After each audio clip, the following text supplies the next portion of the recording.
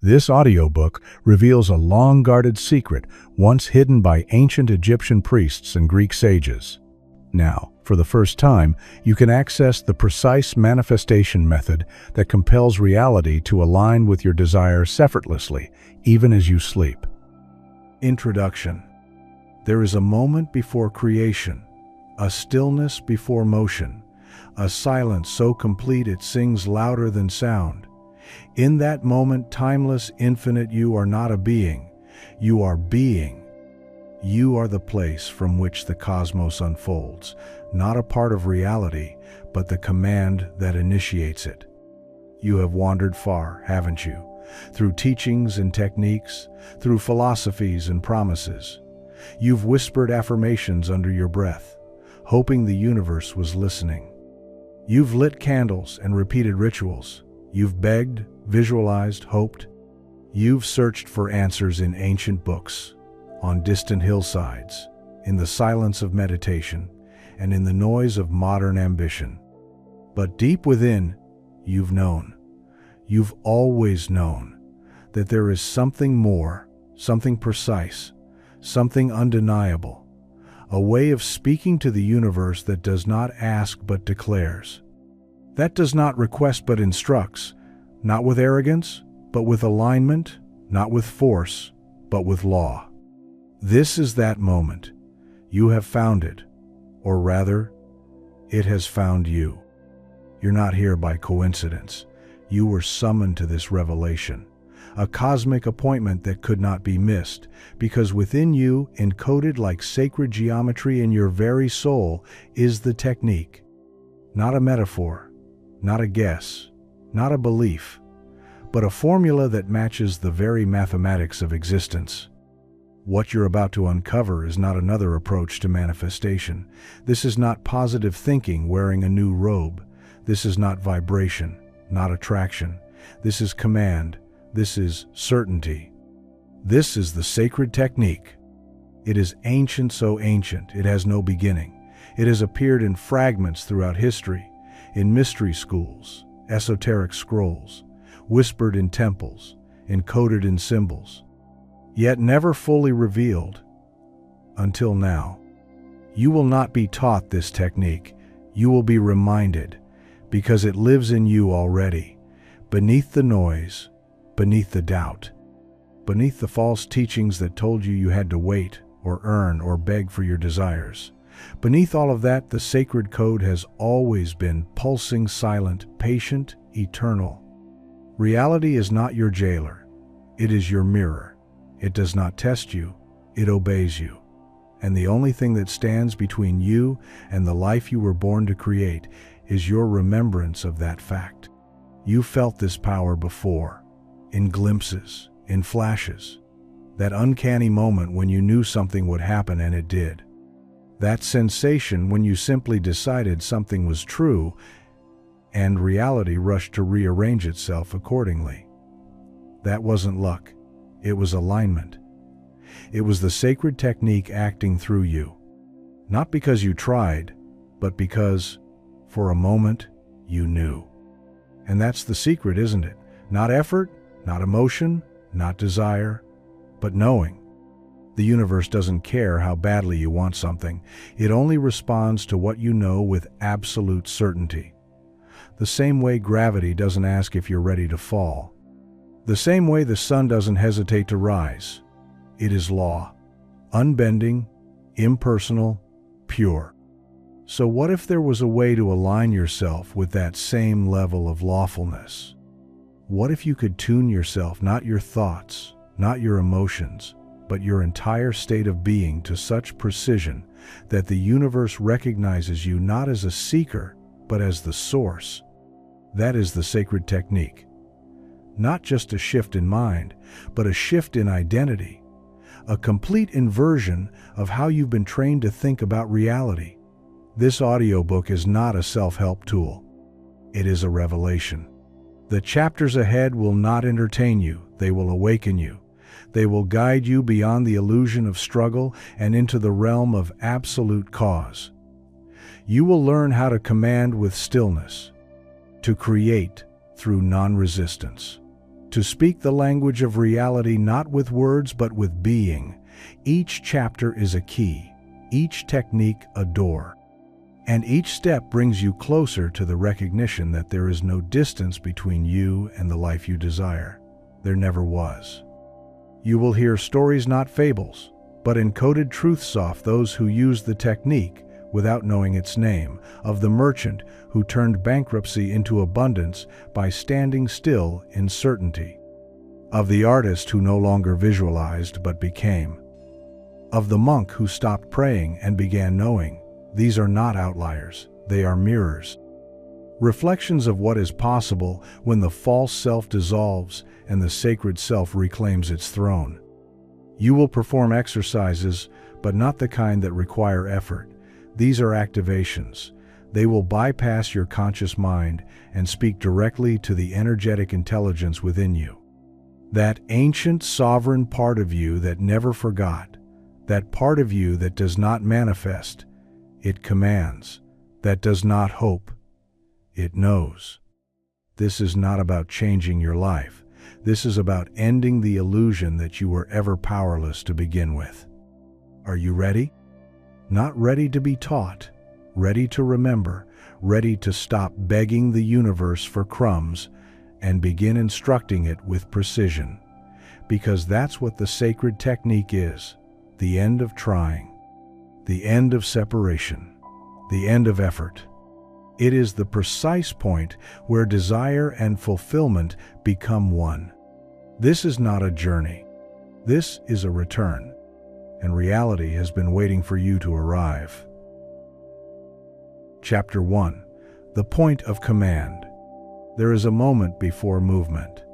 A moment so still, so absolute, it exists beyond the edges of time. You have stood there before, perhaps unknowingly. In that space between thought and creation, between desire and manifestation, it is not a place you reach, it is a place you remember. It is the throne room of reality, and it responds to only one force: your command.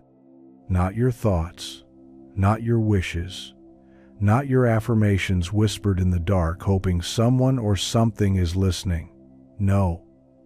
Reality does not move because you ask nicely. It moves because you declare it as done.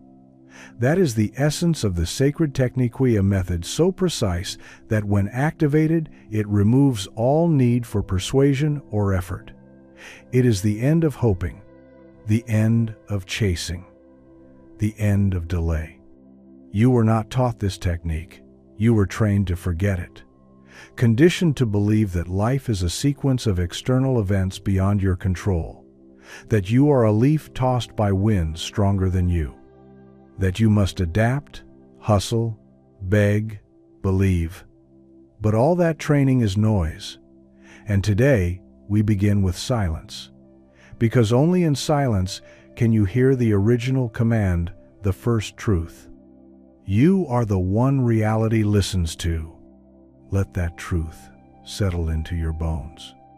You are not a character in a play written by fate. You are the author.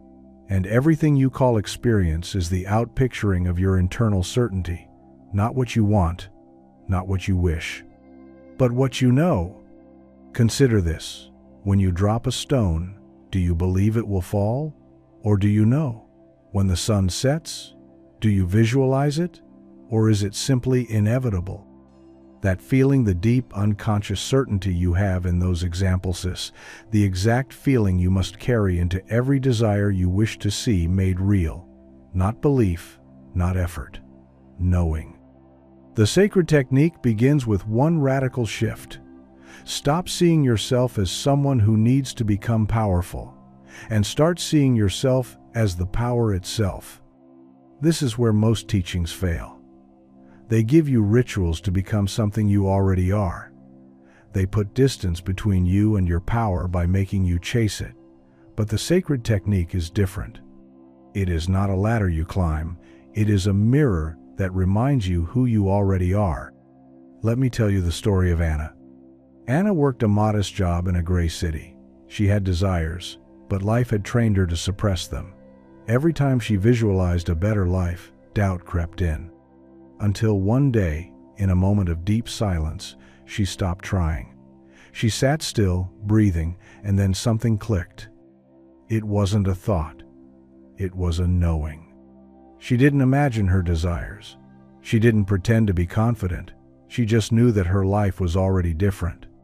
She walked out of her apartment that day, not like someone hoping to change her life, but like someone who had already changed it, and relatively, the obedient mirror followed. In less than a week, everything began to reorganize itself. A new opportunity appeared from someone she hadn't spoken to in years. Money arrived unexpectedly. Her living conditions shifted. But more importantly, her energy was unshakable. Because she had stopped chasing and started commanding. And that, dear listener, is the first law of the sacred technique. Reality is not personal, it is mechanical. It responds not to your story, but to your signal. So, here is your first activation. Find a quiet space. Sit in stillness. Close your eyes. Breathe slowly.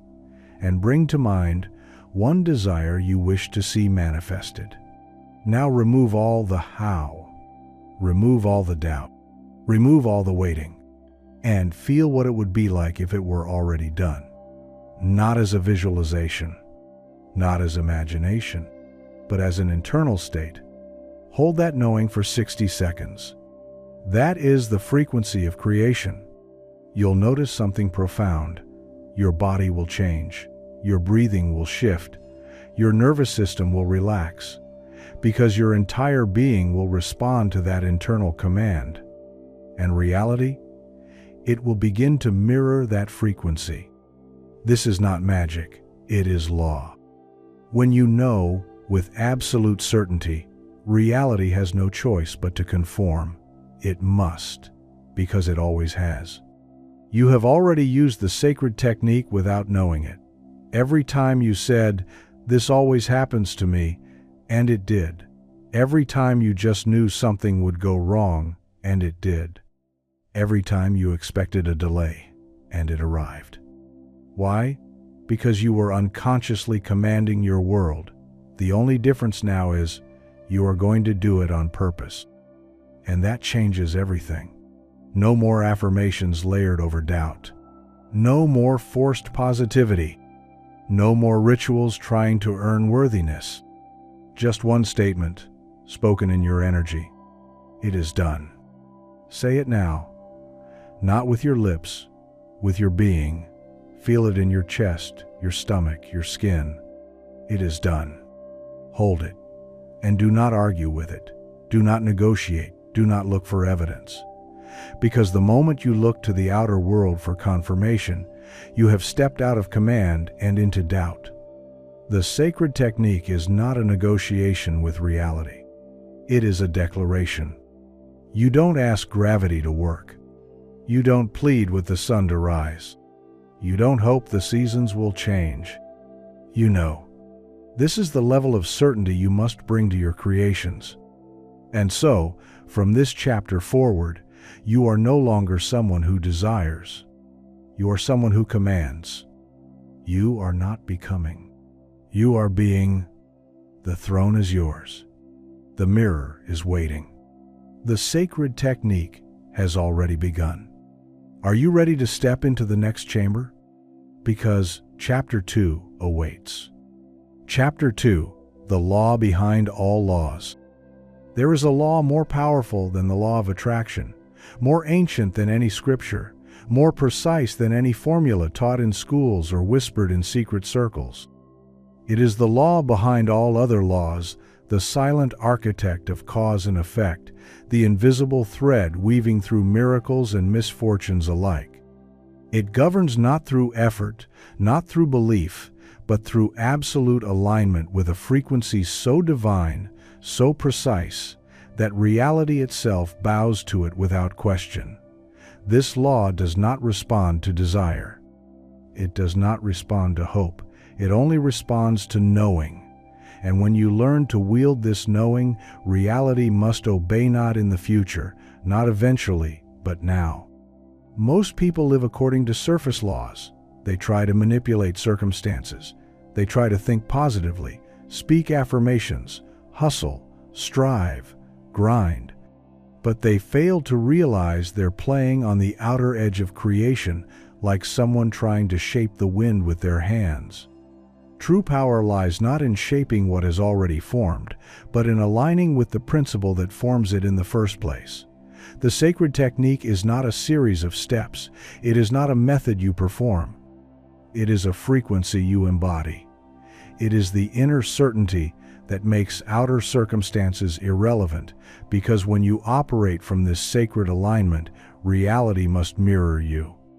Consider the story of Leora, a woman who once spent her life entangled in the maze of spiritual techniques. She journaled, she meditated, she visualized, she practiced gratitude and positive thinking. Yet her desires never truly arrived. One night, sitting in her apartment, lit only by candlelight, she felt a deep silence take over her. She stopped trying. She stopped reaching. She sat still, not out of defeat, but out of clarity. And in that stillness, something awoke inside her. She stopped praying for what she wanted and started declaring it as done. Not because she forced belief, but because she recognized something ancient within her, the power of certainty. That night, she became the vibration of her desire, not through imagining it, but by being it. The next morning, her phone rang with an opportunity she had been chasing for years. But she wasn't surprised. Her body didn't flinch. She didn't cry in joy. She simply received it as someone receives mail they were expecting. That is what this chapter is about. Not miracles that shock you, but manifestations so natural, so aligned, they arrive like the rising sun. No effort, no doubt, no delay. You see, the universe is structured like a mirror, but not a mirror of your wants only, a mirror of your frequency. Your inner certainty sends out a signal that arranges the elements of life around you like a tuning fork that vibrates every nearby instrument into harmony. Most people live in the tone of hesitation, and so their world remains hesitant. They affirm abundance while feeling scarcity. They declare love while fearing rejection. And so the universe reflects not their words, but their contradictions. To master the sacred technique, you must do something rare. You must learn to feel as if what you desire is already fact. You must unhook your identity from effort and tie it to inevitability. And you must do this not with your mind, but with your body. Certainty is not thought, it is a sensation. You can feel it in your chest, in your breath, in the space between your thoughts. It has no urgency. It has no fear. It is not hoping. It is resting. Right now, try this. Close your eyes. Imagine something you desire not as a fantasy, not as a vision, but as a current reality. See yourself in the moment after it has happened. The afterglow, not the anticipation. Feel how your body would relax. Feel how your breath would slow. Hear the silence that follows fulfilled prayer. That is the feeling of the sacred technique. That is what the universe responds to. The mistake most people make is trying to get rid of doubt before taking action. But doubt is not the enemy. Resistance is not the obstacle. The only thing that matters is your dominant vibration. Doubt can be present. Fear can whisper. But if your knowing is louder, if your inner declaration is rooted, the universe has no choice but to follow your command. Not because you are manipulating it, but because you are harmonizing with the very code that governs it. This law, the law behind all laws, does not require belief. Belief is fragile. Belief breaks under pressure. But knowing is eternal. It is not learned. It is remembered. You felt it before in those strange moments where you just knew something would happen, and it did. In those eerie moments of alignment, when time bent, when coincidences turned into revelations, when dreams unfolded as if scripted, that was not luck. That was you, briefly, unknowingly, touching the sacred technique. The purpose of this book is to make that unconscious moment your default state, to help you remember that you are not a powerless being trying to manifest miracles. You are the miracle. You are the lawmaker. You are the signal that reality follows. The sacred technique isn't something you use, it's something you become. The law behind all laws operates in silence. It does not scream, it does not struggle, it simply is. And when you align with this law, when your energy matches the frequency of certainty, everything changes. Not because you've become more worthy, not because you've earned it, but because you've remembered your role as creator. To live in this state is to move through life differently. You no longer ask if your desires will come. You no longer chase, no longer question, no longer need signs or validations. You walk as if the world is rearranging itself around you, and it is. Right now, take one desire that feels important to you. Don't visualize it, don't imagine it. Just drop into the reality where it already exists. What would you be doing differently? How would your energy feel? Who would you become? Become it now, not later, not when things change. Now, this is the law behind all laws. It does not respond to words. It does not respond to action. It responds only to certainty. And certainty is not built. It is remembered. It is activated the moment you stop reaching and start embodying. You don't have to become worthy of your desire. You have to become equal to it, because what you are equal to must arrive.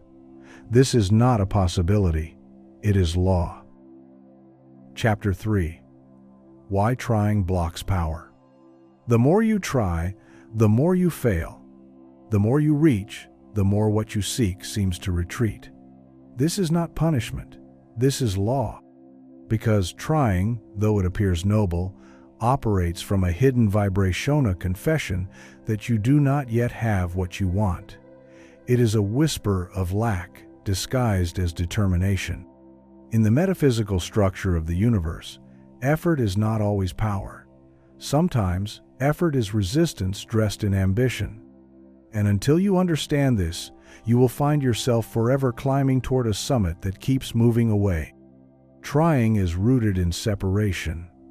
When you try, you subtly confirm that the object of your desire is somewhere far off out there, beyond your reach, beyond your possession. And so, you act from the posture of a seeker. But seekers never find, because seeking implies that you do not yet possess. In the language of the universe, this is the greatest contradiction. You cannot receive what you have declared, through your state of being, that you do not already own. Trying, in truth, is an energetic push against your own command. It says, I want it, while simultaneously radiating, I don't have it. The sacred technique demands something far more subtle and far more powerful. Surrender into certainty. Not passivity, not inaction, but a different kind of inner posture. It is the energy of already being, already having, already living inside the fulfilled reality. You are not here to wrestle your desires into being. You are here to align with the frequency where they already exist, and that alignment cannot be reached through tension. It is only accessed through stillness and inner knowing. There is an ancient parable about a man named Elior who lived in a desert town. Every day he prayed for rain. He followed the rituals of his ancestors. He chanted, lit candles, left offerings. But the sky remained dry. For years, he begged the heavens, believing that the more he tried, the more he proved his devotion. Until one day, a traveler came through the town and asked why the people looked so desperate. Elior explained their struggle and the endless prayers that seemed to go unanswered. The traveler nodded gently and said, When I call for the rain, I do not pray for it. I dance in it. Elior was confused. But there is no rain, he replied. The traveler smiled. That's why it hasn't come. You're still asking. I've already received. That night, Eliar stood beneath the same empty sky. But this time he did not pray. He did not plead. He stood with his arms outstretched and his eyes closed. He felt the cool drops running down his face. He felt the earth beneath his feet become soft with water. And in the morning, for the first time in decades, rain came. Not because Eliar tried harder, but because he finally stopped trying and entered into knowing. You see, the universe doesn't need your struggle. It needs your certainty. Effort communicates lack. Knowing communicates completion. The person who tries to be wealthy transmits poverty. The person who tries to be loved transmits loneliness. But the person who truly knows, they radiate a different signal. And the universe, which only mirrors, reflects that knowing back to them in physical form. There's a difference between aligned action and desperate action. The former emerges naturally, effortlessly. It feels like flow. The latter feels forced, tense, uncertain. Desperate action stems from the belief that something is missing. Aligned action flows from the truth that nothing is missing, that what you desire already exists and is simply aligning with your timeline. The sacred technique is the art of doing from being, not being from doing. Your state of being comes first, always. This is why the hardest workers are not always the wealthiest. The most loving people are not always the most loved. Because reality is not built by how much you do, is built by who you are while doing. When your internal posture says, "It is done," your external world must eventually reflect that blueprint. That is law. That is the mechanism of manifestation. And that is why trying, in the traditional sense, blocks power. The energy of trying is heavy. It carries within it the subtle frequency of desperation, and desperation is a repellent. Imagine holding a magnet near metal, but with a thick cloth in between. That cloth is effort born of lack. It dulls the magnetism. It slows the transmission, and you wonder why things don't come. The signal is unclear. The certainty is buried beneath too much effort. There is a sacred reversal you must now make. Instead of trying to change your reality, become the one who no longer needs to try. That's the paradox. When you stop needing it, it comes. When you stop chasing it, it arrives. Not because you've given up, but because your state of being has shifted into sovereignty. You are no longer acting as someone attempting to create. You are being as someone who already has. Let this sink in deeply. Trying confirms separation. Being confirms oneness. The sacred technique isn't about chasing results. It's about becoming the person who lives in the result already. Every great manifestation you've ever had came not from force, but from flow. From a moment when you let go. From a space inside where doubt fell silent and you simply knew. Trying is loud, knowing is quiet. Trying is tense, knowing is relaxed. Trying asks for permission, knowing walks through the door. These are not metaphors. These are vibrational realities. Your body knows the difference, your breath knows, your energy knows, and so does the universe. So today, do less. Not from laziness, but from precision. Speak less, think less, just become. Enter the frequency of the person who already lives inside your desire. Don't imagine the outcome. Embody the identity. This is not visualization, it is identification. You're not picturing the life you want, you are being the version of you who already lives it. Feel that shift. It's subtle, but it's real. Right now, choose something you've been trying too hard to manifest. Notice how the effort feels in your body. Feel the resistance, the tightness, the wanting. Now exhale all of that. Let it go. Drop into your center. Drop into the field of pure knowing. Ask yourself, if I already had it, how would I feel? How would I move? Then move that way. Be that way. Speak from that place. Walk from that place. This is the frequency of creation. The sacred technique is not about force, it's about frequency. not about asking, but about assuming. And when your assumption becomes your dominant state, manifestation is no longer a miraculous, the natural result of who you are.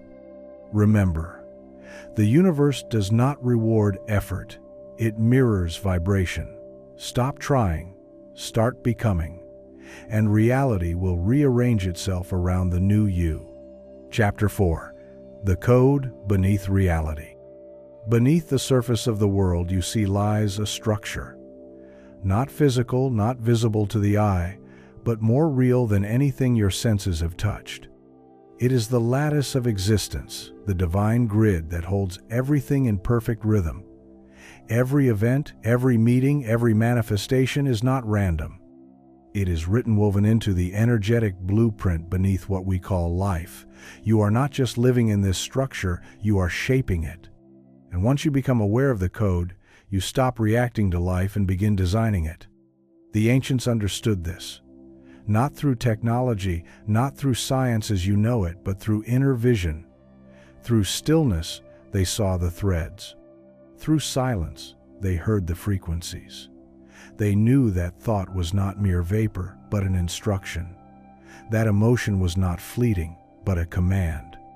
That attention, when directed with certainty, was the very tool that rewrote the energetic code beneath reality. This knowledge was guarded, not to keep it from you, but because it required readiness. It required responsibility.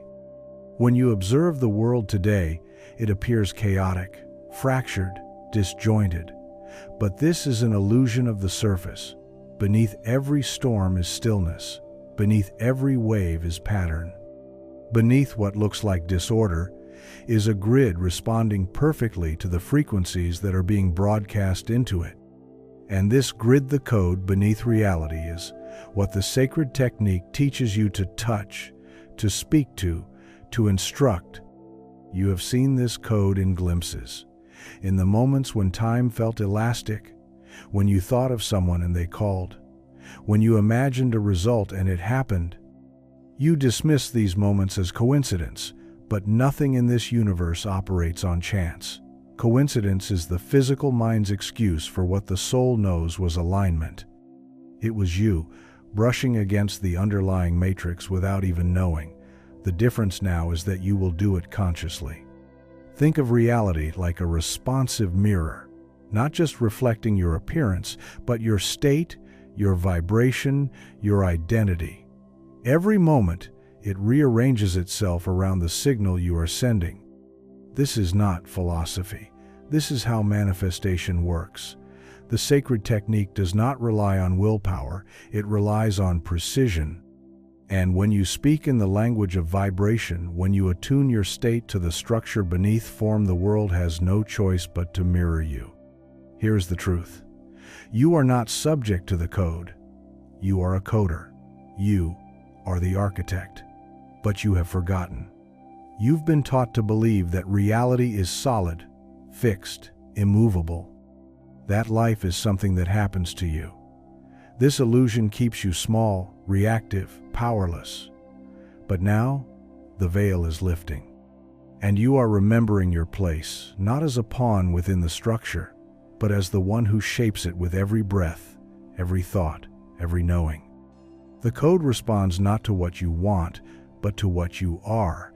You cannot lie to it. You cannot deceive it with empty affirmations or forced positivity. It reads your true frequency, the one you carry in stillness, in silence, when no one is watching. That frequency is your signature. It is your energetic ID. And it is the one language the universe cannot ignore. You've probably felt stuck before, trapped in loops, cycles, repeating patterns that seem to defy your efforts to break free. But those loops were not punishment. They were echoes, reflections of your unaltered frequency. You changed your actions, you changed your words, but your state remained the same. And so, the code kept executing the same command, delivering the same result. The sacred technique teaches you to change the command, not just the behavior. There is a sacred story of a woman named Muriel who lived a quiet life near the forest's edge. Year after year, she planted her garden, hoping for a different harvest, but each time the same wilted crops would rise from the soil. She adjusted her seeds, tried new tools, prayed to the heavens. Nothing changed. Until one day, she sat by the river and entered a deep stillness. In that silence, she saw herself, not just her body, but the pattern she had become. A pattern of quiet resignation, a subtle belief in struggle, a deep loyalty to limitation. In that moment, she didn't change her seeds, she changed herself. She stood as one who expected bounty. She walked into her garden, not with hope, but with the certainty of harvest. And within a season, the soil responded as if awakened from a curse. The crops grew tall, the fruit ripened early. The pattern had changed, not in the field, but in her. This is how you alter the code, not by pushing the outer pieces of your life around like furniture in a room, but by shifting the blueprint that designs the room in the first place. The sacred technique is not about rearranging circumstances. It is about rewriting the frequency that produces them, and that frequency is set by you. So how do you begin to access this level? Not by thinking harder, not by doing more, but by returning to the center, the place where your attention is pure, undistracted, and sovereign. The place where you no longer try to become, but simply recognize that you already are. The code beneath reality is altered through being, not effort. Here is the practice. Find a space of deep stillness. Sit in absolute silence not to achieve something, but to remember something. Feel the breath moving through you like the pulse of creation. As your thoughts slow, bring to mind a reality you desire, but don't visualize it as outside of you. See it as data, information, code. And now, speak not with words, but with frequency. Embody the version of you who lives that reality now. Let your posture change. Let your energy shift. Let your cells carry the knowing. Hold that state, not as a task, but as your truth. This is not imagination. This is initiation. You are tuning your signal to the reality you wish to live. And once that signal stabilizes, once it becomes dominant, the outer world begins to respond. Not because you begged it to, but because you instructed it with authority. The sacred technique turns you from a dreamer into a coder, from a seeker into a sovereign. There is no greater power than this. To know that reality is not fixed, that it bends to the frequency of your being, that what you see around you is not truth, it is reflection. And all you must do to change the reflection is become something new in essence. You are not here to react to reality. You are here to write it, to sculpt it, to command it not with force, but with precision, not with noise, but with knowing. The sacred technique is not learned through effort, it is remembered through presence. And in your deepest stillness, you will find the code, you will touch it, and you will reshape it not with strain, but with the elegance of divine alignment. You do not need to wait. You do not need to try.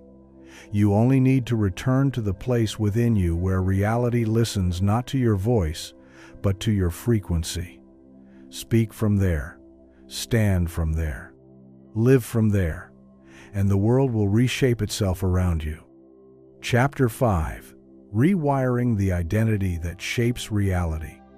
Who are you really? Not your name, not your profession, not the roles you perform for others or the story you've rehearsed so many times. It feels real. Strip all of that away. What remains is your essence, and it is this essence, this inner identity, that sends the dominant signal into the fabric of creation. The sacred technique begins to unlock its power the moment you understand. Reality does not conform to your actions, your words, or your effort. It conforms to your identity. Not who you wish you were, but who you are vibrationally, energetically, truthfully. What you are is what you see. And when you change who you are at the level of being, reality has no choice but to reshape itself to match the new you. The illusion most people live in is the belief that change happens from the outside in. They seek different outcomes, better circumstances, improved conditions, and they try to work harder, think more positively, or rearrange the furniture of their lives. But this is like planting new seeds into poisoned soil. The outer will always revert back to the inner template. Until the identity is upgraded, nothing truly changes. And yet, once the identity is rewired, reality reorganizes with breathtaking speed. This is not an exaggeration. This is the mechanism of manifestation. You cannot outwork your self-image. You cannot outperform the frequency of who you believe you are. But you can transcend it. You can dissolve the false identity and install a new one aligned with your truest, most abundant self. And once that happens, everything shifts. There is a sacred tale, often lost in translation, about a man named Kale who lived in a quiet village nestled between high cliffs and deep forests. He had always lived in lack, not because he lacked skills, not because he lacked opportunity, but because deep down he saw himself as small, ordinary, forgotten. Every time he tried to build something, it failed. Every time he tried to rise, he sank. Then, one night, a traveler came through the village carrying a book wrapped in red silk. He gave it to Kale without explanation and disappeared. Inside was only one line: "You cannot rise above what you think you are." Kale read it 100 times, but it was not until he sat in complete stillness for many days, fasting from the outside world, that the meaning struck his core. He had been fighting reality, not realizing he had installed a ceiling above himself and called it truth. From that moment, Kale did something radical. He stopped trying to succeed. He stopped hoping to change. Instead, he began to live as the man who already had everything, not in delusion but in essence. He walked differently, spoke differently. He felt himself infused with a kind of divine inheritance, and within weeks, the village saw it. Opportunities knocked, doors opened. He didn't chase success, he became it. He had rewired the code of his identity, and the universe followed its cue. This is your moment to do the same. You've been trying to attract a reality that contradicts your inner image. You've repeated affirmations, created vision boards, worked yourself to exhaustion, but the core identity remained unchanged. It's time to change the blueprint. Because the sacred technique does not respond to your desires. It responds to your frequency, and your frequency is the echo of your self-concept. So, who do you really think you are? Not on paper, not in theory, but when you wake up, when no one's watching, when life goes quiet, what do you believe you're worthy of? What level of ease or struggle do you expect as default? What is the silent emotional tone you carry, even when your lips say something else? These questions are sacred. The answers are where your power lies.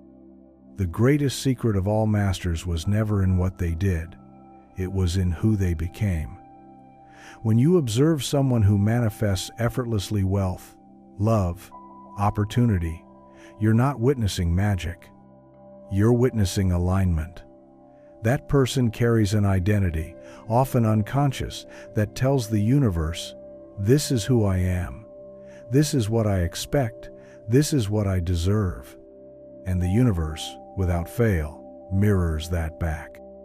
Identity is not set in stone. It is programmable. It is fluid.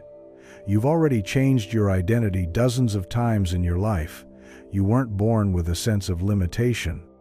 You were taught it, adopted it, and wore it until it felt like skin. But now you will unlearn. You will remember the truth. You are not small. You are not broken. You are not separate from the field of all creation. You are it. The limitation you've experienced was never real. It was just a script your mind downloaded and kept playing.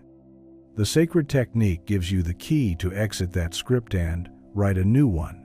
But you must do it at the level of being.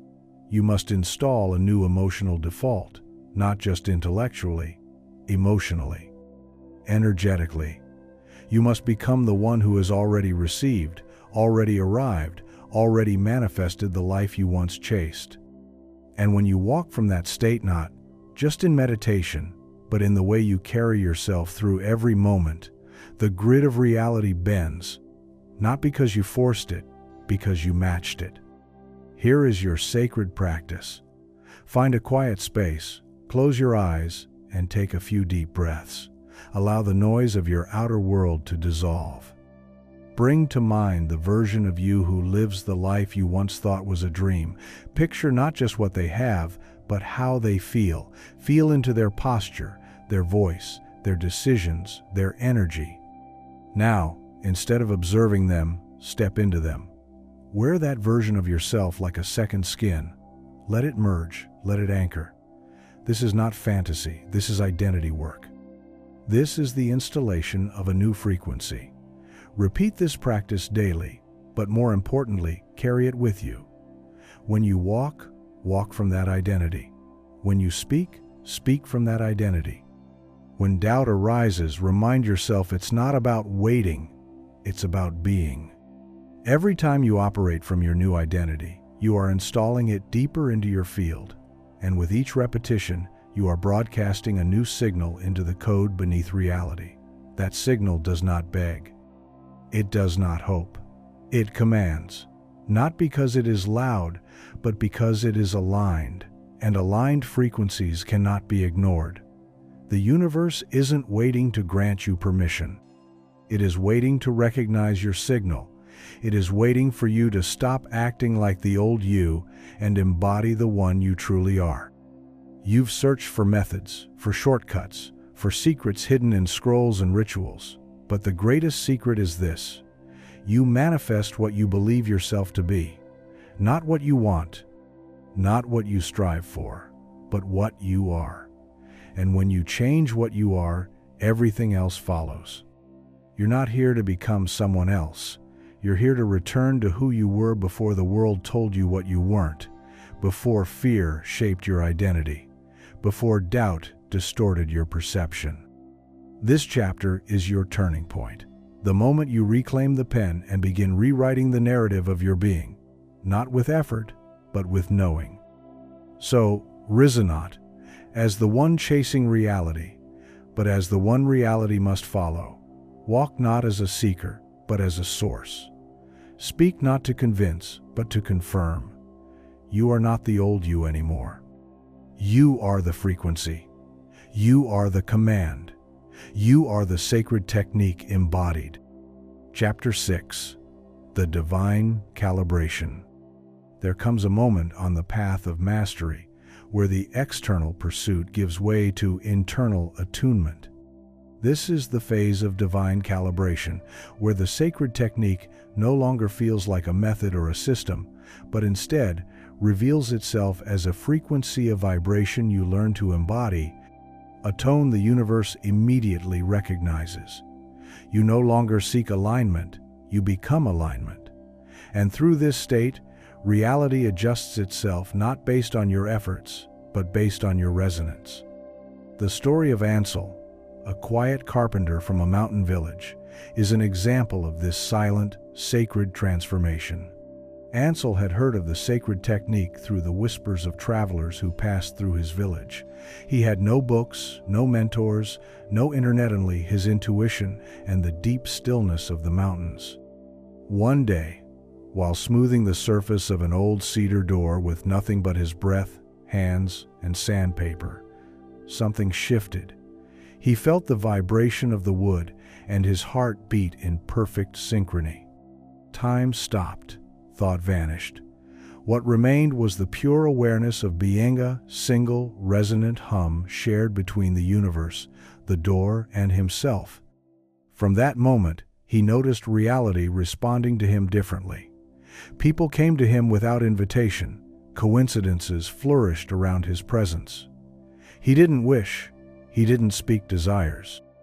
He had become the embodiment of calibrated being. What Ansel discovered is that the universe is not reactive to your noise, but responsive to your signal. Most people scream their desires with fragmented energy, but the universe doesn't listen to volume. It listens to clarity. When you become clear not in your mind, but in your frequency, creation flows effortlessly. The sacred technique teaches you to stop throwing energy wildly at life and instead become a clear vessel through which divine orchestration occurs. Calibrating yourself to divine frequency requires the release of distortion, and distortion often masquerades as urgency, desperation, and need. You must empty yourself of the static. You must become still enough to hear the signal of your soul. Imagine your body as an instrument, each belief, each fear, each thought acting as a string slightly out of tune. When you recalibrate those inner strings through presence, silence, and intentional being, your very existence becomes a song the universe wants to dance to. This is not passive. This is powerful beyond imagination. Because calibrated being doesn't chase reality, it commands it without words. It doesn't demand results. It draws them as gravity draws the apple from the branch. There is no pushing, only pulling through precision. You have seen people who walk into a room and shift the energy without speaking. That's calibration. They don't sell their power. They radiate it. You can do this too, but it requires you to tune yourself daily, as a musician tunes a sacred instrument before performance. The practice is simple, yet deeply sacred. Each morning before the world touches you, sit in silence. Close your eyes. Place your awareness in your heart, not metaphorically, but literally. Feel the pulse. Feel the rhythm of your breath. Ask yourself, without words, what is the signal I am broadcasting today? Do not try to change it. Just observe. Then gently begin to hum, not aloud, but with your being. Feel a tone, a frequency that feels like truth, like peace, like alignment. Let it resonate in your bones. This hum is not made of sound, but of intention. Hold it, amplify it, let it fill you. Then, as you rise, carry that frequency into every interaction, every decision, every breath. You'll notice that things begin to arrange themselves around you, not because you made them, but because you match them. People will say you're lucky. You'll smile, because luck is just calibration unnoticed. You are not lucky. You are in tune. As you calibrate daily, your life becomes an instrument played by the hands of the divine. The sacred technique becomes indistinguishable from who you are. And this is the true power, not manifesting with effort, but becoming the kind of being that reality must respond to, because you no longer interfere, you resonate. You no longer demand, you demonstrate. This is the divine calibration. This is your next step, not to reach, not to request, but to resonate. For in the divine song of the cosmos, it is not the loudest voice that is heard, it is the clearest. And you, when attuned, are the clearest signal in the symphony of all that is. Chapter 7. The Hidden Origin of All Manifestation. There is a place beyond time, beyond form, where all things begin not in the world of matter, but in the silent architecture of thought. Not just thought as you know, a passing image or idea, but the kind of thought that comes before thinking itself, the primordial thought, the unspoken command, the sacred knowing that echoes silently across the universe, before lips can form it and language can contain it. This is the hidden origin of all manifestation. And to command reality with precision, with reverence, with power, you must return to that origin. The masters knew this secret. They did not teach their students how to visualize a better future. They taught them how to return to the stillness before the future was imagined. They understood that manifestation is not born in desire, but in alignment. Desire is what comes when you believe you are separate from what you seek. Alignment is what occurs when you recognize you were never apart. This chapter is not about learning something new, It is about remembering the first moment your soul realized it could create, simply by knowing that creation is its nature. To understand the sacred technique, you must learn to recognize the moment before form arises, the vibrational womb, the invisible chamber where the blueprint of your life is formed. And you must understand, you have already been creating from this place unconsciously. Every moment of fear, of certainty, of love, of doubt, you were speaking with the tongue of the universe, whether you realized it or not. The difference now is that you will speak consciously, with awareness, with elegance, with command. There is an ancient symbol, older than any language. It depicts a spiral flowing inward, not outward. Most people believe the path to creation begins by acting on the outer world, by moving outward from themselves. But the spiral shows the true way, inward, always inward. Because the moment you align with the deepest center of your being, reality begins to bend, not because you forced it, but because you remembered that you and the fabric of existence are inseparable. A story is told of a nameless master who lived in solitude atop a silent hill. People traveled for days to ask him how to manifest their desires, but to every question he responded with only silence. One disciple, frustrated, finally asked him why he refused to speak. The master broke his silence with a single sentence, "Because what you are looking for is what you are looking from." That was all. And yet, it held the entire sacred technique within it. To manifest anything, you must become the source of it, not the seeker.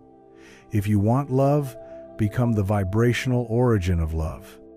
If you want abundance, embody the certainty of abundance so deeply that it no longer feels like desire it, feels like your natural state. This is not performance. It is not pretending. It is not affirming a false truth. It is uncovering the truth that has been buried beneath layers of forgetting. You were born knowing this. As a child, when you imagined, you did not doubt. You did not question the mechanics of how your dream would appear. You simply became it in your mind and trusted its inevitability. Somewhere along the way, the world convinced you to replace knowing with hoping. But hoping is a distant cousin of certainty. It is a soft whisper compared to the thunderous command of "I am." So, how do you return to this origin point? How do you speak from the place that creates all form? Begin by entering silence, true silence, not the absence of noise, but the presence of stillness. Sit with your breath. Let your thoughts pass like clouds in the sky. Do not follow them. Do not resist them. Just watch. You will notice, beneath the surface mind, a quieter awareness. That awareness is where manifestation begins. It is the hidden chamber of your consciousness, the temple of all creation. And once you arrive there, you do not need to speak. You only need to feel, to know, to become. Picture the life you desire, not from the outside like a spectator, but from within it. Let it soak into your bones. Let your nervous system memorize it. Let every cell of your body vibrate as if this reality has already arrived. Because in truth, it has.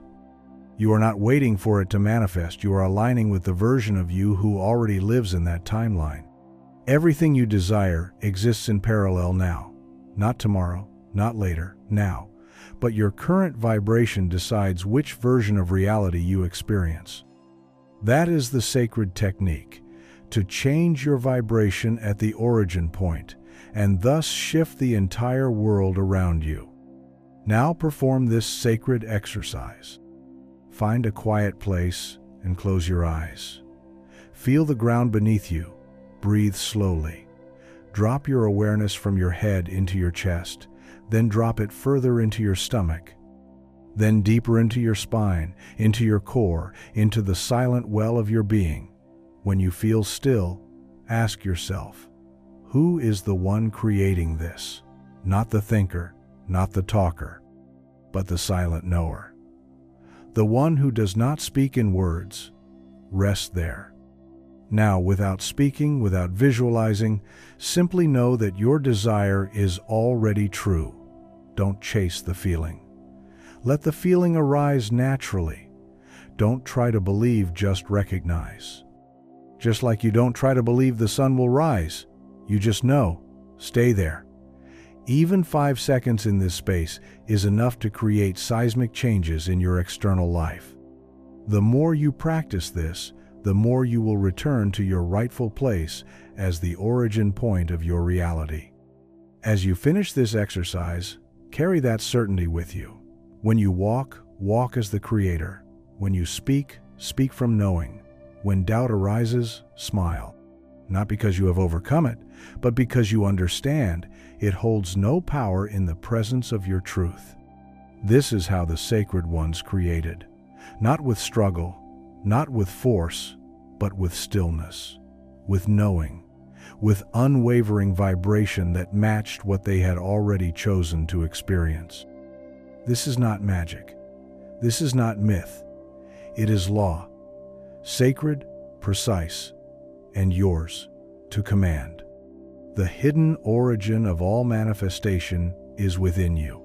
It always has been. You are not discovering it, you are returning to it. And from this day forward, you will no longer be the one who waits. You will be the one who decides. Because now, you know. Chapter 8. The Frequency of Command. Reality is not solid. It is not fixed. It is not an immovable wall against which your hopes must crash again and again. Reality is music, vibration, tone, rhythm. It is shaped not by the volume of your effort, but by the frequency of your presence. You do not command reality by force, by struggle, or by repetition. You command it through alignment, precise, quiet, undeniable alignment.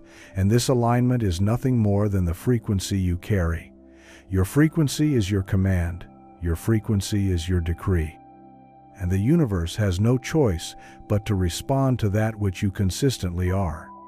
Most people speak the language of desire and wonder why nothing answers.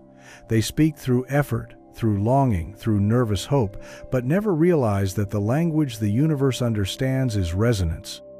Not words, not wishes, resonance. Your frequency is not what you think. It is not what you want. It is not what you say 10 times in the mirror. It is what you deeply, undeniably, unwaveringly air beneath the masks, beneath the noise. And that frequency, that invisible signature you emit, is constantly broadcasting to the quantum field. It is calling in every experience of your life. And if you want your reality to change, you must change the frequency of your being, not just once, not just for 5 minutes in meditation, but as a state of permanence. Imagine your life like a piano. Every string, every note, every key corresponds to a frequency. Now imagine that every thought, every feeling, every state of being you embody is like pressing a key. The piano does not choose what to play. It responds to the touch. The universe is the same. It is not emotional. It is not judgmental. It simply responds. It echoes. It reflects. And most people go through life pressing random keys, wondering why the melody makes no sense. But the masters, the sacred ones, they play with intention. They choose their tone with care. And because of that, the music of their life sings in harmony with their desires. You must understand this now. Your state is everything.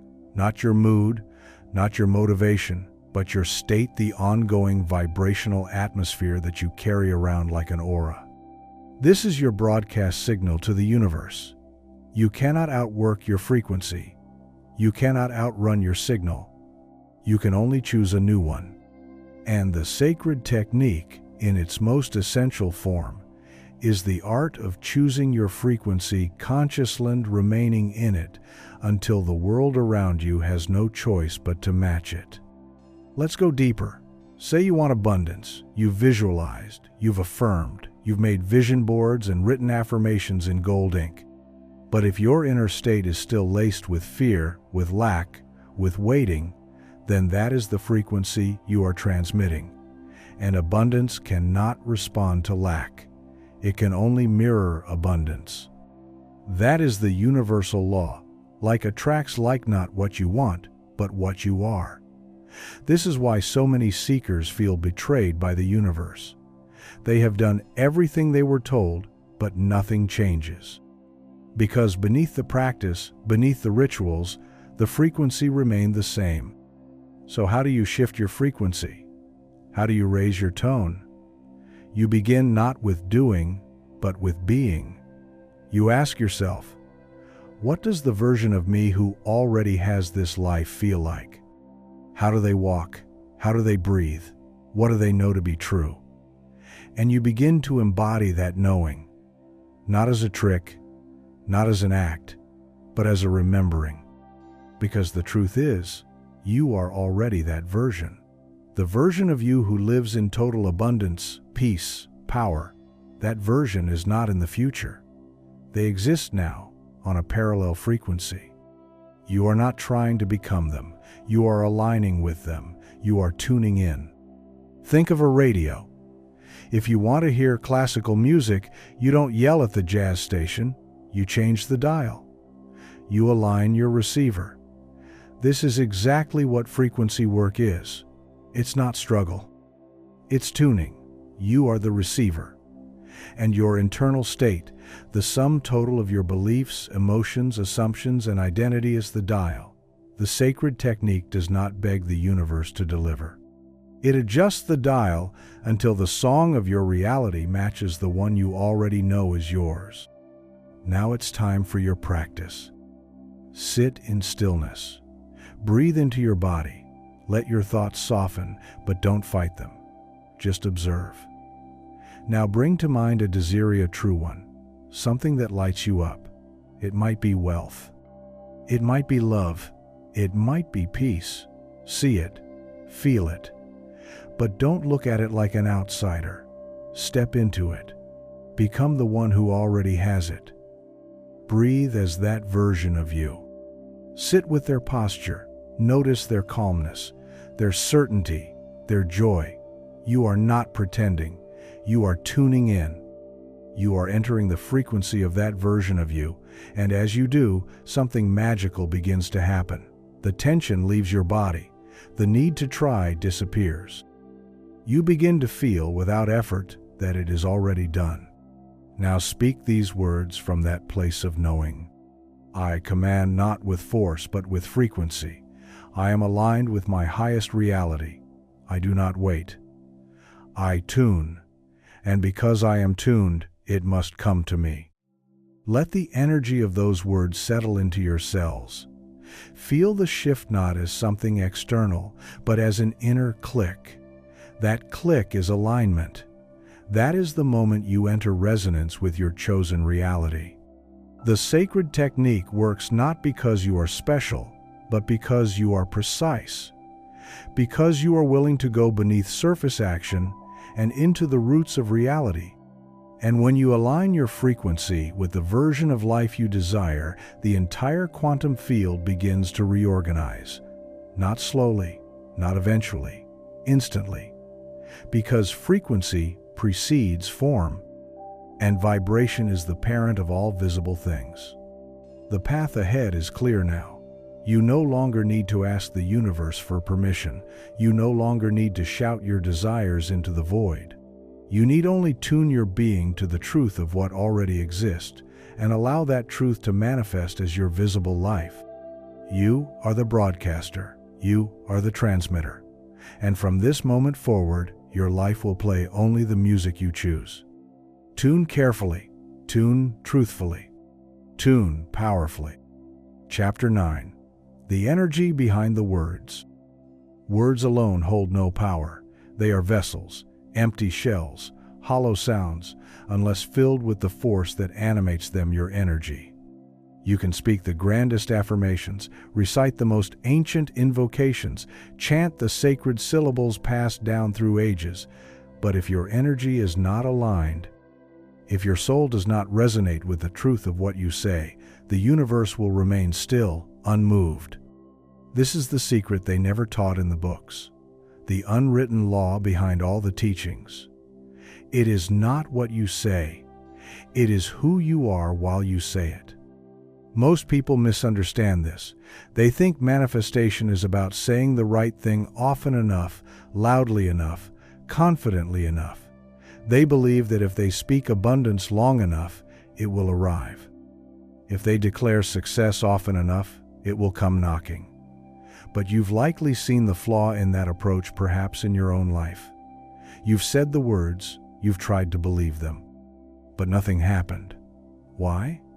Because the words were hollow, because your being wasn't echoing the declaration, because the energy behind the words, the sacred current that gives them life, was missing. You see, when a master speaks, it is not their mouth that moves mountains. It is their field, their consciousness, their embodied truth. Their words carry the weight of worlds because they are spoken from a place of pure certainty. When they say, "It is done," the universe hears an irrevocable decree, not a hopeful wish. Because their energy, calm, clear, anchored, communicates far louder than their voice ever could. So let's strip back the illusion. You don't need more words. You need more alignment. You don't need new mantras. You need a new state. Your words, to be sacred, must be born from a congruent inner frequency. That's when they cut through the noise. That's when they echo through the fabric of reality like a tuning fork. That's when the field listens and responds not out of chance, but out of law. Think of the greatest figures in history, the mystics, the prophets, the sages, the innovators. Their power wasn't in what they said, it was in what they were. A single sentence from them carried the force of decades of transformation. Why? Because their words were forged in the fire of embodiment. They had become the very frequency they spoke of. So when they said peace, the room shifted. When they said freedom, chains broke. When they said let it be, the world obeyed.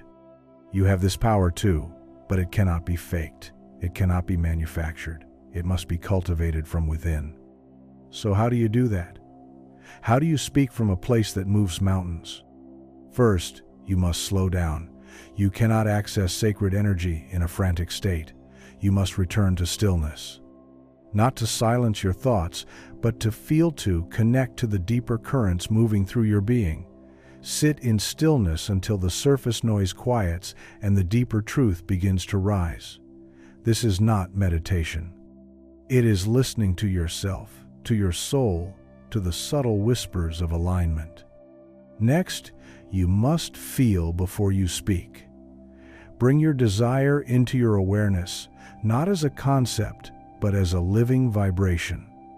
Feel it in your chest, in your stomach, in your breath. Does it feel like truth, or does it feel like a performance? If you say, "I am abundant," but your stomach tightens and your throat closes, your body is telling you something. It's not rejecting the desire. It's revealing the work that must be done before the words can carry power. This is the sacred practice of energetic congruence. You do not speak what you wish to be true. You speak what is already true in your body. And if it isn't true yet, if it doesn't feel real, then your task is not to speak louder, it is to align deeper. You adjust the inner world before you declare to the outer. And when you find that place, that stillness, that clarity, you'll notice something miraculous. The words begin to choose themselves. They arise unforced. You no longer need to search for the right thing to say. The right thing says you, because the words are no longer coming from your mind. They are flowing from your state. They are expressions of what already is, not requests for what might be. This is the moment your voice becomes a vessel of creation. You speak softly, Yet the world bends. You whisper, and the universe listens. Not because you've mastered speaking, but because you've mastered being. Now let's talk about the sacred power of silence. Silence is not the absence of sound. It is the fullness of presence. The masters knew this. They didn't speak constantly. They didn't broadcast their power in every room. Often, they were the quietest ones present. But their silence wasn't empty. It was full. Their very presence shifted the field. Because they had become so aligned, so coherent, that their energy did the speaking for them, their silence roared louder than any speech. You are learning to access this. Not through effort, but through truth. Not through control, but through surrender to what is. The moment your inner world becomes congruent, your outer world responds with precision. Your words no longer manifest from repetition, but from resonance. Let us now practice. Find a quiet place. Sit. Place your hands gently on your thighs. Feel the support beneath you. Breathe naturally. Let your breath remind you that life is moving through you, not separate, not distant, but you. Now bring a single word into your awareness. One word that reflects a state you are calling forth: abundance, clarity, freedom, peace. Do not speak it yet. Feel it, taste it, invite it into every cell. Ask your body, do I carry this word in my field? If not, go deeper. Where is the resistance? Where is the static? Breathe into that place, gently, lovingly, until something inside softens. Wait. Wait for the moment when the word doesn't feel like a desire, but like a fact. That is the moment of alignment. Now speak.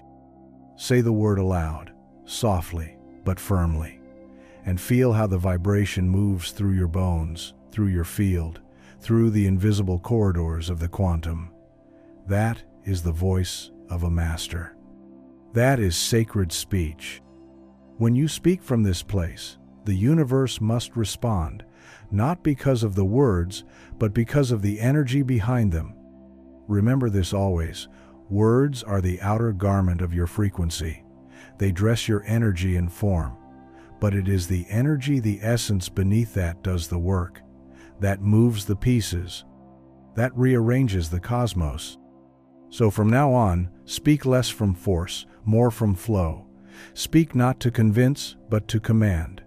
Speak not from need, but from truth. Let every word be an echo of your alignment. You are no longer a seeker hoping to say the right thing. You are a creator, speaking the language of the universe fluently, effortlessly, beautifully. Speak from your knowing. Speak from your being. And reality will answer with perfect precision. Chapter 10. The Gateway of Stillness. There is a doorway within you that does not open with effort. It is not a door that swings under the weight of striving. No amount of force, repetition, or intellectual acrobatics can unlock it. This door, the gateway of stillness, responds only to one thing: presence. It is the great paradox of power. The less you try, the more it reveals. The quieter you become, the louder the universe begins to speak. And the deeper you rest, the more the sacred technique awakens from within you. Stillness is not the absence of activity. It is the mastery of awareness. You've been taught to equate action with progress, movement with success, and noise with importance. But stillness has always been the space from which all true manifestation emerges.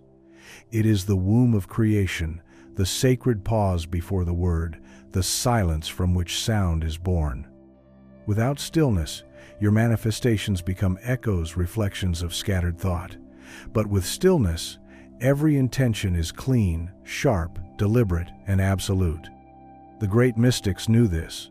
They sought no validation, they chased no goal. They simply sat in the presence of what is, and in that presence, they became powerful beyond measure. Because when you master stillness, you no longer beg the universe, you become it. You align with the unchanging center of all things. From that place, your desires stop chasing reality. Instead, reality begins to orbit you.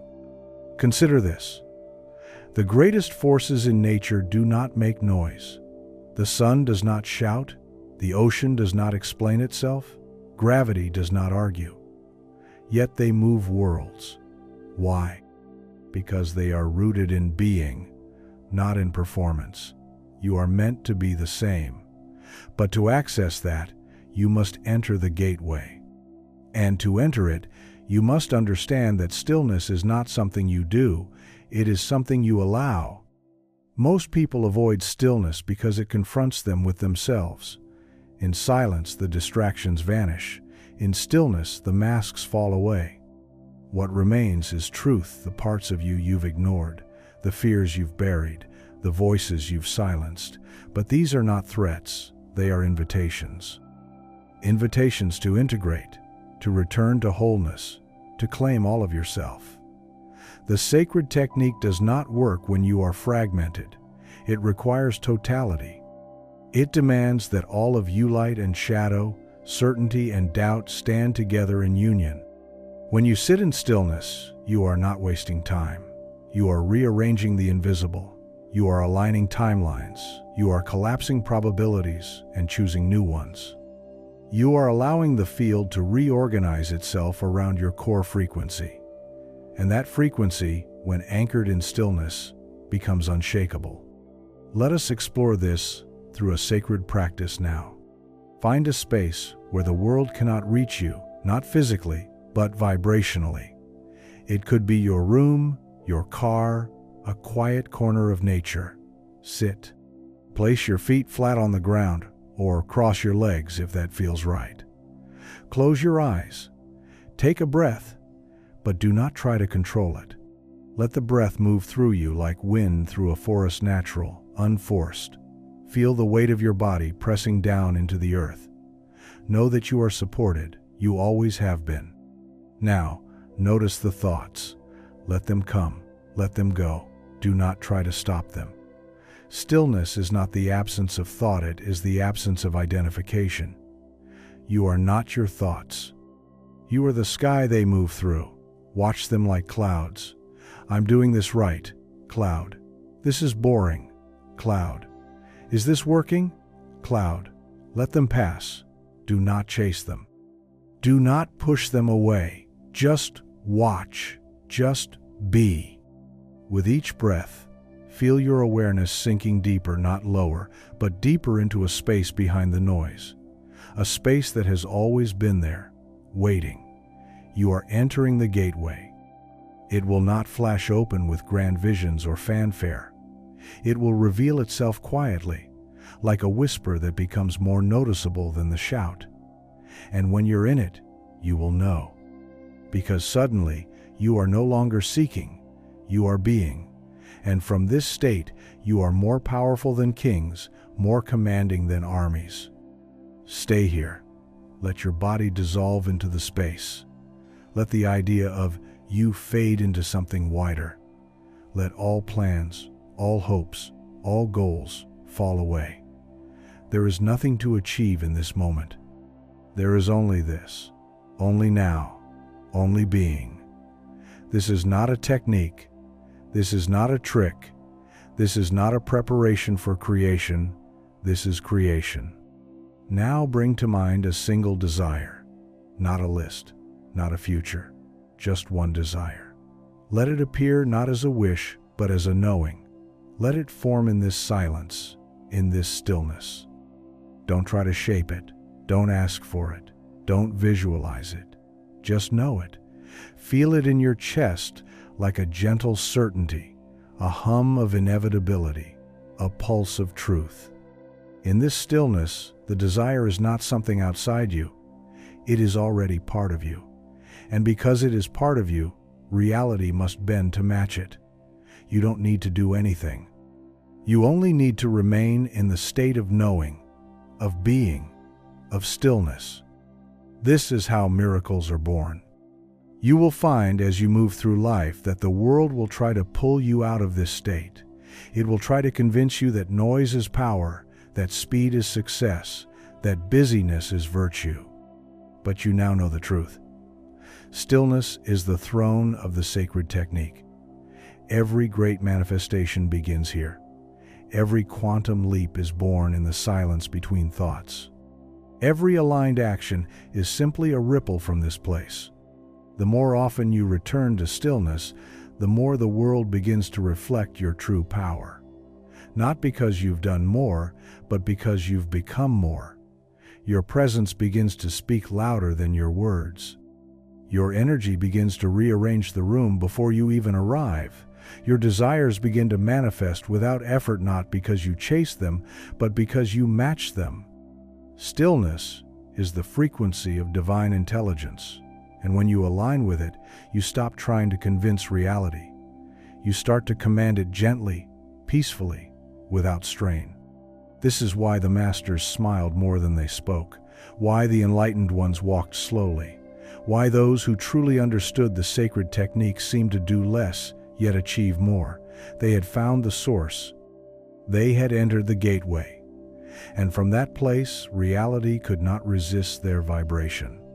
You are now learning to live from that same place. So do not underestimate the power of doing nothing. Stillness is not the absence of power. It is power's origin. And from this origin, all things flow. Remember this always. You do not need to fight to manifest. You do not need to prove or strive or hustle.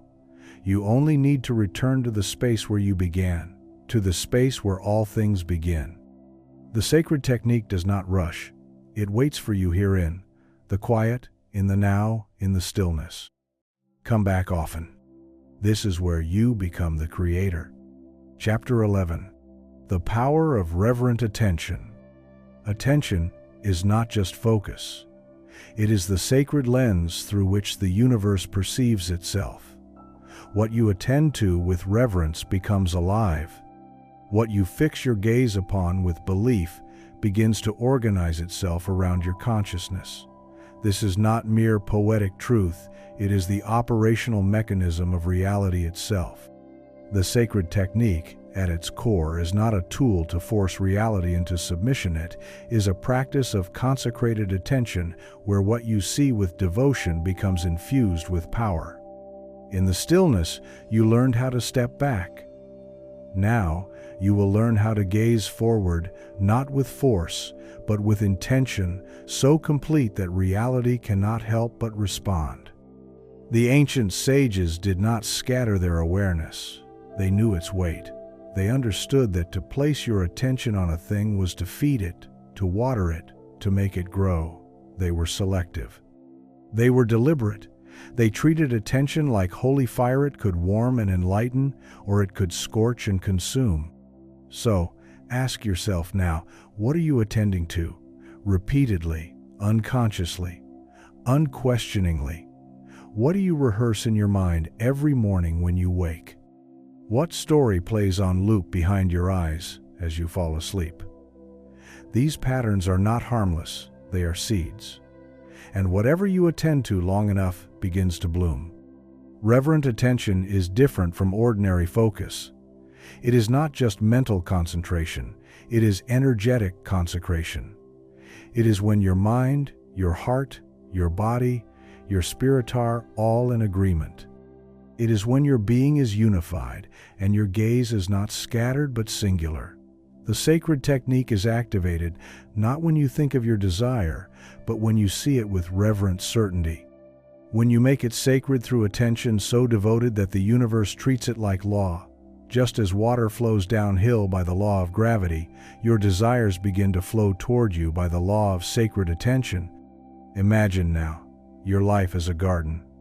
Some parts are blooming. Others are overrun with weeds. Some are dry, some abundant. But every corner, every inch of that soil is the result of attention, what you've fed with thought, with emotion, with presence.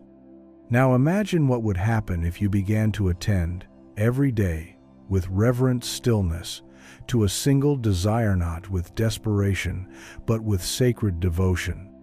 What if, instead of hoping, you bless that desire with your gaze? What if your thoughts became prayers, your focus became sacred ceremony, and your attention became an altar? This is not theory, this is practice. Attention is energy, and where your energy flows, the formless becomes form. But here's the key. The quality of your attention determines the outcome.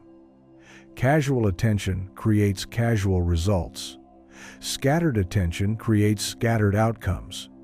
But reverent attention creates miracles. The universe responds not just to what you look at, but how you look at it. Is your gaze laced with fear or faith? With lack or with love? With hurry or with holiness? You may say, I focus on my desire every day, but it hasn't come. And I will ask, with what quality? With what frequency? Do you attend to it as one worships a sacred flame, carefully, consistently, quietly? Or do you stare at it like a ticking clock, waiting, worrying, wondering if it will ever happen? One gaze blesses, the other curses.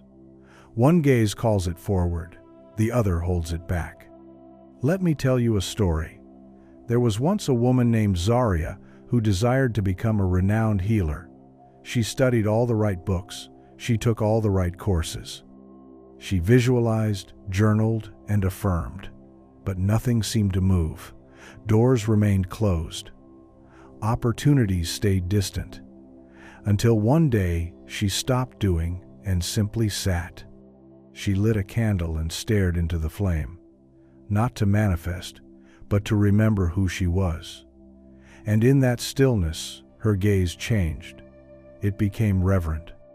Every morning afterward, she would sit in silence and envision her life not in a rush, not in panic, but in sacred attention. She saw herself as already healed, already teaching, already living the vision not as hope, but as fact. She honored that image with silence and certainty, and within months, she became what she saw. Not through effort, through attunement. You see, the sacred technique is not a method you perform. It's a vision you carry so purely, so constantly, that the universe has no choice but to catch up. It's not about seeing it once, it's about seeing it until there is no longer a you and a desire, but one clear field of being. And this is done through reverent attention. Now let us begin the practice. Sit where you are, spine straight, body still. Close your eyes. Breathe in deeply, not to relax, but to arrive. Let all distractions fall away. Bring to mind one single desire, not 10, not 5, 1. Let it rise to the surface of your mind, like a pearl surfacing from deep water. See it clearly, not as a distant hope, but as something already known, already present in the quantum field of possibility. Now soften your gaze inward. Attend to this vision, not with excitement, not with urgency, but with reverence, as if you are witnessing a sacred moment, as if you are remembering something your soul has always known. Feel how your body responds. Feel the silence wrap around you. This is the frequency of reverence. This is not imagination. This is energetic consecration. Now, with each breath, gently amplify that imagine not by effort, but by intimacy. See the details. Not to manipulate the vision, but to join with it. See yourself already living it. And as you see it, feel it. And as you feel it, know it. And as you know it, bless it. Bless it with your gaze. Bless it with your presence. Bless it with your certainty. You are not hoping. You are remembering. Remain in this gaze for as long as you can, not straining, just being. Let it grow. Let it settle. Let it crystallize. And when you are ready, open your eyes not to return to the old world, but to carry this sacred seeing into everything you do. Because here's the final truth. What you see in the sacred space of attention begins to reflect in the mirrors of reality. The more reverence you give it, the more mass it gains. The more consistency you offer, the more gravitational force it develops, until your vision becomes a field that draws the outer world into alignment. You no longer chase results. You no longer check clocks or calendars. You attend, you bless, you know, you become. And in that becoming, the sacred technique fulfills itself. So, do not underestimate your gaze. It is the divine projector of form, the sacred sculptor of what will be. Place it with care, place it with love, place it with reverence. And then, watch the formless become flesh. Chapter 12. The frequency of already. There is a realm that exists beyond Timano in the future, not in the past, but in the sacred now. And within that now lies a frequency so precise, so powerful, that it renders all effort obsolete. It is the frequency of already, not I want, not I hope, not even I believe, but I know, I am. It is done. The sacred technique does not dwell in waiting. It operates through alignment with that single, resonant vibration, the frequency of already. That's the threshold. That's the portal. And once you enter it, the universe bends around your knowing. Most of the world lives in the language of later. They speak in tongues of maybe, someday, almost. Their lives reflect that frequency-delayed manifestations, scattered results, partial fulfillment. But you, seeker of truth, student of the sacred, are being invited into a different song, a different resonance, a vibration so complete that manifestation is no longer something to be achieved. It is something to be received because it is already so. This isn't arrogance. It's not wishful thinking dressed up in mysticism. This is physics of the unseen. This is alignment in its purest form. You've seen it before. A person walks into a room and everything shifts. Not because of their title, not because of their wealth, but because of their frequency. They are something. They don't try. They are. This is what ancient masters cultivated over decades, in caves, in silence, in surrender. But now, you are being offered the same portal not through time, but through awareness. The frequency of already is not found in effort. It's not even found in intention alone. It's found in embodiment. The moment you become the version of yourself who already has, the reality begins to shape itself accordingly. Let us go deeper. You've likely spent years in the cycle of becoming, always striving, always reaching, always visualizing what could be. But becoming implies not yet. Becoming assumes absence. And the sacred technique has no relationship with absence. It recognizes only presence, being, completeness. When you say, I'm working toward success, the universe hears. I am not successful. When you declare, I'm manifesting abundance, the field reads, I am not abundant. Words are mirrors. Energy is truth.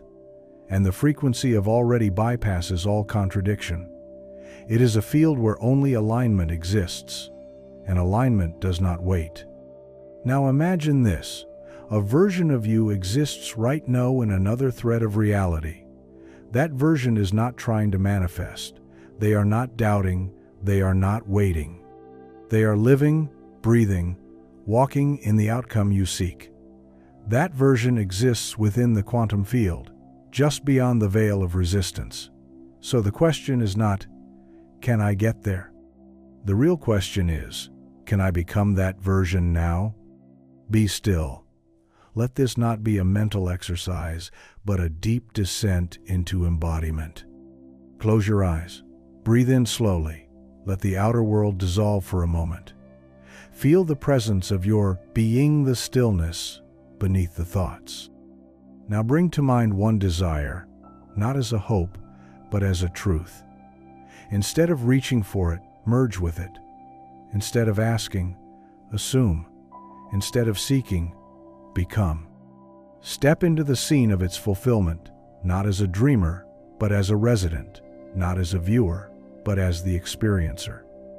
What does the version of you who already has it feel like? How do they breathe? How do they move? How do they speak? Now don't answer with imagination, answer with being. Let your body adjust. Let your energy shift. Feel your shoulders relax. Feel your breath slow. Feel the nervous system reprogram itself to the frequency of already.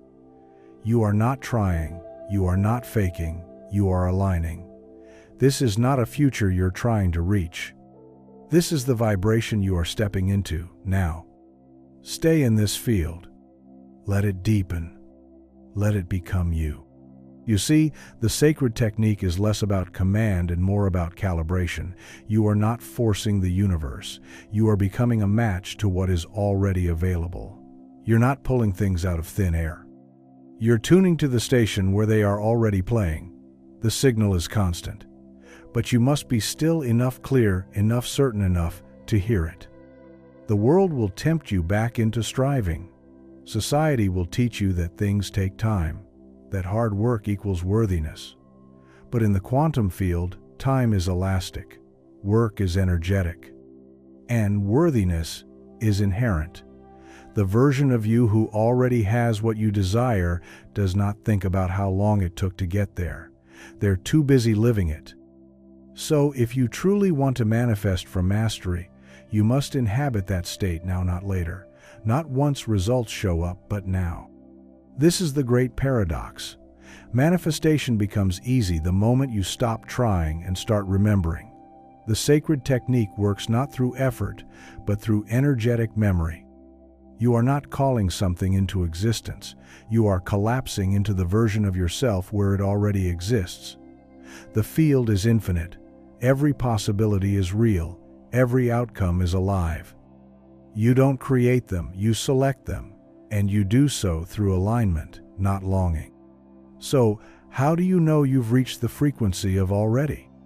You feel peace, not excitement, not adrenaline, not even hope. You feel calm, still, knowing.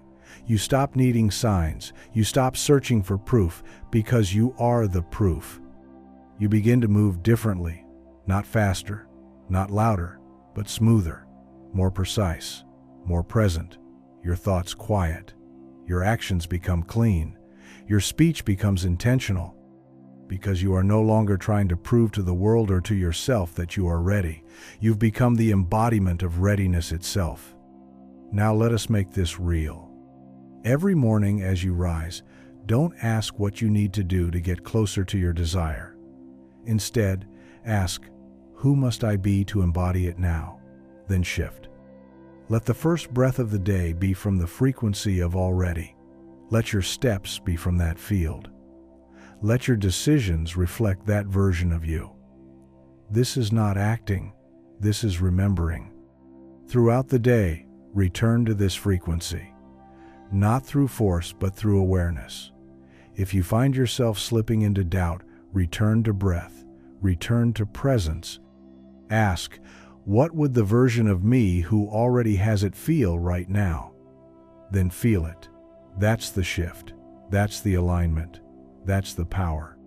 Do this often enough, and the quantum field begins to reflect your new baseline. Reality starts reorganizing. People respond differently. Opportunities appear from nowhere. Synchronicities multiply. Because you are no longer emitting the frequency of wanting. You are radiating the field of being. And being is the sacred doorway to all becoming. This is the sacred technique at its purest. No props, no rituals. Just pure, sustained embodiment. The frequency of already. So hold it. Nourish it. Breathe it. And then, let reality do what it always does. Follow your lead. Chapter 13. The invisible switch that activates everything. In every life, there is a moment small, quiet, and easily missed when the whole universe pauses and waits for you to decide. It is not a moment of noise or thunder. It's not marked by fireworks or miracles. No angel descends. no trumpet sounds. But in that moment, the sacred switch appears. And if you are present enough, still enough, certain enough, you flip it. And the entire direction of your life begins to change. The sacred technique is not about force. It's not about hoping or repeating rituals into the void. It is about finding that inner switch, the invisible one, that changes your state from not yet to now, from maybe to absolutely, from I want to it is done. The truth is, everything you desire already exists. Not in some faraway future, not in some abstract version of you. It exists now, in the quantum field, fully formed, fully ready. And the only thing that separates you from it is whether you flip that inner switch. This switch isn't mental, it isn't logical. It doesn't come from thinking harder or planning more. It comes from a decision so deep that it reaches the core of your being. A decision that cannot be reversed. A decision that feels like remembering. You've made these decisions before, haven't you? Quiet, definitive choices that changed your life forever. The moment you knew you would leave the job. The moment you stopped chasing someone who never saw your worth. The moment you finally chose yourself. Each of those was a sacred switch. And you didn't need permission. You didn't need proof. You just knew. And that knowing rewrote everything. Manifestation is no different. What most people call manifestation blocks are not blocks at all. They are simply the absence of a full decision. You think you've chosen, but you haven't. You've considered. You've hoped. You've visualized. But have you chosen? Have you looked at your desire and said, "It is mine. It is done. I will not live one more moment pretending it isn't real"? If not, then you haven't activated the switch. You see, the sacred technique doesn't wait for external reality to change before it grants you permission to shift. The technique is the shift. It is the moment you become unavailable for anything less than your truth. It's when you stop waiting for signs and start moving as if the sign has already been given. Because it has. Your desire is the sign. Your inner knowing is the signal. That tug in your chest? That's the universe whispering, "It's already here, just choose it." But to choose it, you must stop looking backward. You must stop referencing past versions of you that didn't know what you now know. That's like trying to navigate with a map that's already been burned. It's gone. The only map that matters now is the one you draw with your decisions. Here is what the masters knew, and what you must now accept. Creation follows command, not the other way around. You do not wait to see something before you decide. You decide and then you see it. This is the sacred reversal. This is the inner switch. The only reason anything has ever manifested in your life is because, at some level, you decided it was yours. Not just wanted it, not just asked, but decided. That energy is unmistakable. It moves through the field like lightning. It reshapes the atoms of your existence. It sends a signal through space and time that says, "This is the new law. Make it real." Let us go deeper still. Most people live in energetic indecision, half in, half out, hoping things will change, but preparing for them not to. Speaking affirmations, but checking the bank account for evidence. This is not sacred. This is not aligned. This is energetic confusion, and the universe mirrors it back with mixed signals, almost and not quites. But the moment you make the real decision, the one that comes from the soul, your energy sharpens. Your presence clarifies, and the field knows what to do. You must understand that the quantum field is like a servant with perfect memory.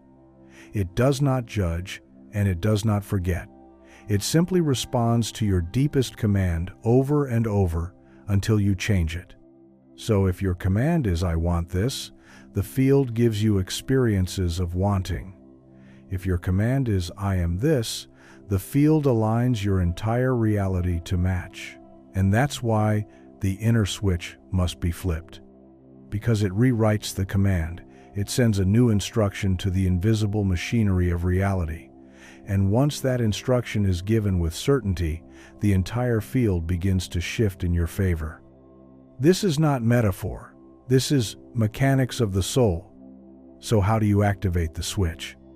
Begin by choosing a quiet space. Sit in stillness. Place your hands over your heart and breathe. Bring your desire to mind not as a fantasy, but as a memory. See it clearly. Feel it fully. And now, speak these words silently but with absolute authority. It is done. I choose this. I do not return to indecision. I am the one who creates. Feel the weight of that declaration. Let it settle in your body. Let it ripple through your nervous system. You are not convincing yourself. You are commanding yourself. This is sacred territory. Do not rush. Do not fake it. Stay in this moment until you feel the switch flip. You'll know when it does. The doubt will leave. The tension will dissolve. A calm will flood your chest. And suddenly, you'll know what to do next. Not everything, just the next step. Follow it. That's the beginning of the unfolding. From this point forward, your job is not to question the switch. Your job is to honor it. Every time you act, speak, move, and decide from the version of you who is already chosen, you reinforce the new instruction. You stabilize the signal. You anchor the reality. And as the days pass, evidence will appear. Not because you forced it, but because reality now has no choice. It is responding to a command that cannot be reversed. You are not who you were before this chapter. You have changed something fundamental. You have rewritten the script. And from this moment on, things will move faster. Opportunities will appear. Old patterns will dissolve. But only if you remain in the energy of your choice. That is your power. That is your responsibility. And that is your freedom. Remember, the sacred technique doesn't require you to become someone new. It requires you to decide who you already are, and then live as that, without apology, without hesitation, without delay. So decide, and do not look back. The universe has already begun listening. Chapter 14. The frequency of completion. There is a vibration the universe cannot ignore, a frequency so precise, so absolute, that the fabric of reality must bend to it without delay. It is the frequency of completion, not of effort, not of becoming, not of hoping, but of done. When you broadcast this signal, the world reorganizes. Circumstances yield, people shift, time bends. Because the vibration of completion is the vibration of creation itself. It is the energy that built galaxies. It is the tone that started time. It is the pulse that speaks only one truth. It is finished. This chapter is not about trying harder. You've already tried. You've meditated, visualized, affirmed, and waited. You've sought teachers and whispered prayers into empty nights. But now, something deeper is calling. Something final. The sacred technique has brought you here not to learn more, but to decide differently. You must now embody the vibration of completion, not as an idea, not as a goal, but as your natural state of being. You must stop identifying as someone becoming, and remember yourself as someone who already is. There is a subtle poison in the idea of trying. Trying suggests you are not it yet. Trying broadcasts separation. It says, I am working toward it, which the universe faithfully echoes with more work, more waiting, more almosts.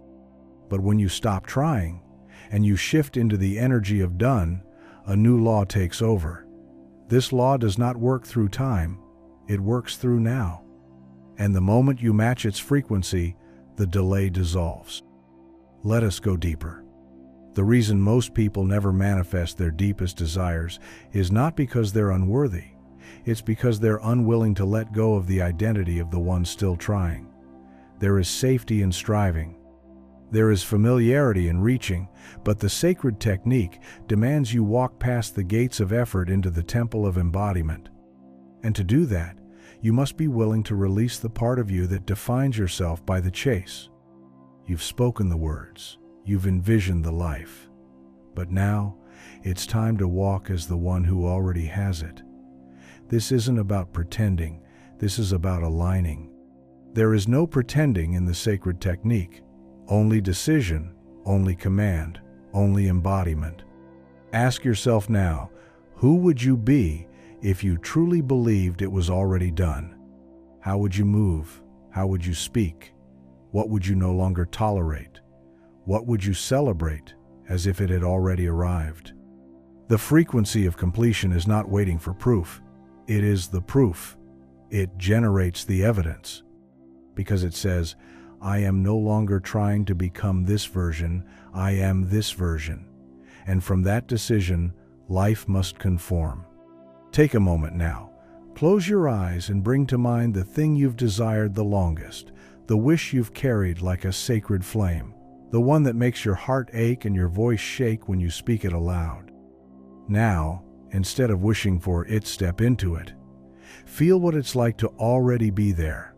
Let it saturate your body. Let it take residence in your chest. Feel your shoulders drop. Feel your breath slow. Because the frequency of completion is calm, it is unwavering, it is silent, steady, unshakable. This is the energy the masters walked with. Not excitement, not nervousness, certainty. When they entered a space, reality adjusted. Not because they forced it, but because their field was already attuned to the final result. Their very being declared, this has already happened, and the world believed them, because reality mirrors the most dominant frequency in the room, and when that frequency is done becomes real. This is not just spiritual theory, it is the physics of consciousness. The field around you is listening, always. It is not responding to your words, but to your dominant energy. So if your lips say, I am wealthy, but your energy screams, I'm still waiting, the field will honor the truth behind the mask. But if your breath, your posture, your pace, and your silence all carry the pulse of completion, then the universe must deliver accordingly. Because it cannot resist coherence, it must match clarity. Let us speak now of a sacred practice. This is not a ritual, it is a realignment. Begin by rising early, before the sun speaks to the sky. Sit in stillness with no agenda, no affirmations, no plans, just presence. Now, without effort, allow yourself to become the one who already lives the life you seek. Don't visualize it, be it. Don't imagine how they would think like them. Don't wonder how they feel it now. And then walk through your day carrying this frequency like a secret power. When you speak to others, speak as one who already has. When you make decisions, decide from completion. When you take actions, let them arise from the knowing that it is already yours. You are not doing to get. You are doing because it is. This energy is magnetic. It collapses timelines. It bends probabilities. Because when you embody the end, the middle rewrites itself. Some will call this delusion. Let them. They do not yet understand that the universe is not based on realism, it is based on resonance. And you, beloved, have learned the sacred art of resonance. You know now that it is not about what's real, it's about what's aligned. And when your alignment broadcasts completion, what is real must catch up. One more truth before we close. The frequency of completion is not loud, it is not desperate, it is not flashy. It is quiet power. It is the presence of a mountain. It doesn't need to prove, it doesn't chase, it doesn't explain. It simply is. And because it is, everything else must align. So from this chapter forward, you no longer speak of becoming. You no longer ask. You no longer wait. You are done. It is done. That is your truth now. That is your state. And that is the field's instruction. The sacred technique has activated in you a new frequency. Maintain it. Protect it. Walk in it. And watch how the world rearranges itself to reflect what you've always known was already yours. Chapter 15. The moment of no return. There is a line that divides those who dream from those who create. A moment where the seeker must become the master, where the one who learns must now command. This is the moment of no return, not because the door behind you closes, but because you are no longer the one who arrived through it. You have become someone new. And from this moment forward, life will not meet you as it once did, because your frequency has changed, your certainty has matured, and the sacred technique has now fused with your identity. You are no longer learning it, you are living it. Many never reach this point. They circle it, they flirt with it, they taste it in moments of clarity and lose it in waves of doubt. They believe in the power, but they hesitate at the threshold. Why? Because this is the moment when you give up the right to be who you were. You surrender your old patterns, your old excuses, your old self-image. You step into the unknown, not as a visitor, but as a resident. This is not easy. This is not safe. But it is sacred, because it marks the beginning of your true power. Not power over others, power over your own reality. The moment of no return is the decision to never again entertain the vibration of lack. It is the commitment to no longer delay your embodiment with doubt. It is the refusal to tolerate contradiction between what you say you are and how you show up. It is the choice to make your word law and to live as if it already is. This is the sacred technique at its highest level. The death of duality within you. The end of hoping and the beginning of knowing. The end of pretending and the birth of becoming. Let me tell you the story of Darius. He was a man like many, curious, devoted, fascinated by the spiritual path. He had read the books, attended the seminars, written the affirmations. His walls were covered in vision boards. His journals overflowed with intentions. And yet, year after year, his life remained unchanged. Abundance danced just out of reach. Opportunities came, then slipped away. It wasn't for lack of effort, it was for lack of finality. Darius had never crossed the line. He had never burned the bridge to his old self. He still negotiated with doubt, still waited for confirmation before claiming his truth. Until one morning, everything shifted. He awoke, not to an event, but to a knowing. There was no voice, no vision, just silence. And in that silence, a message so clear it needed no words. You already are. In that moment, Darius realized he was still living like a man in transition, still choosing safety over sovereignty. He stood from his bed, walked to the mirror, and stared into his own eyes, not with questioning, but with declaration. "It is done," he said aloud, "and I will never again live as if it isn't." From that day forward, Darius changed how he moved through time. He didn't ask the universe. He didn't wait for signs. He embodied the version of himself who had already arrived. He spoke differently. He walked with stillness. His choices came from alignment, not approval. He stopped sharing his plans. He stopped needing others to believe. He didn't force anything. He simply knew. And within weeks, everything changed. A forgotten client called him.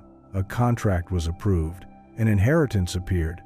But more than that, this field changed. People felt it. They didn't know why, but they trusted him. Because Darius had entered the frequency of no return, and reality had no choice but to match it. You are now Darius. Not in name, but in initiation. You too have crossed a line, or you are standing on it now, and you must decide. The moment of no return is available to you. It is not a requirement. It is a privilege. It is the gate that leads to full embodiment. But the price of admission is finality. You must stop checking, stop comparing, stop waiting for evidence. You must declare that your word is now your world, and you must walk through life as if it already is.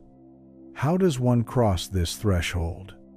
Not with effort, but with a sacred act. Not a performance, but a declaration that leaves no space for retreat. You must choose a gesture, a movement, an irreversible act that says, "I am never going back." It could be burning an old journal filled with limitations. It could be deleting the safety net that keeps you tethered to doubt. It could be packing a suitcase before the invitation arrives. The act itself doesn't matter. What matters is that it costs you something. Because when it costs you, the universe listens. The sacred technique is precise. It knows when you are playing, and it knows when you are committed. It doesn't respond to your rituals, it responds to your alignment. And when your frequency shifts into completion, into no return, the world rearranges. This is not punishment. This is precision. The field is exact. It mirrors, it multiplies, it reflects. And your vibration is the blueprint it follows. So take a moment now. Feel into the frequency of your life. Are you still waiting? Are you still hedging? Are you still saying soon? Or are you willing finally to say now? Are you ready to stop negotiating with limitation? Are you ready to embody the sacred technique, not as a student, but as a sovereign? Because this chapter is not a suggestion. It is a call. The call to cross the line and not look back. And yes, fear may arise, doubt may whisper, old patterns may protest. Let them. They are echoes, ghosts, shadows, cast by a version of you that no longer commands this vessel. Your work is not to fight them. Your work is to stand, to walk forward anyway, to declare, "This is who I am now," and to let the field obey. Because when you Daoin, you finally live as if the end has already arrived. You will see that everything that once felt far was always within you, that the struggle was not in manifestation, but in identity, and that the universe was never delaying you, was waiting for your decision. This is the moment. No return. No delay. No more waiting. You have arrived. Let the field respond. Let reality obey. Let the sacred technique now walk as you. Chapter 16. The power that waited in silence. You have whispered to the universe. You have pleaded, affirmed, visualized, invoked, and in moments perhaps the silence stretched too far. You wondered if it was hearing you at all. You may have asked, "Where is my sign, my miracle, my response?" But what you did not yet understand until now was that silence was never the absence of power. It was the preparation for your alignment. The silence wasn't withholding from you. It was waiting for you. Because reality does not respond to noise, it responds to resonance. The sacred technique is not loud. It does not shout. It does not demand attention. Its power is not in volume, but in vibration. And so many have missed it not because they lacked desire, but because they mistook sound for signal. They believed the universe to be like man, easily moved by emotion, compelled by pleading. But the field does not react to your desperation. It aligns with your certainty, and certainty rarely screams. It sits in stillness, knowing the outcome is already forming in the unseen. Let us speak now of Harriet. She was a woman who had tried every technique she could find, every method, every ritual. She journaled, she prayed, she cried, but nothing seemed to work. Until one day, utterly exhausted, she sat in silence. Not because it was a technique, not because she expected anything, but because she had nothing left. And in that surrender, something magnificent occurred. She didn't feel peace. She didn't feel love. She didn't feel light.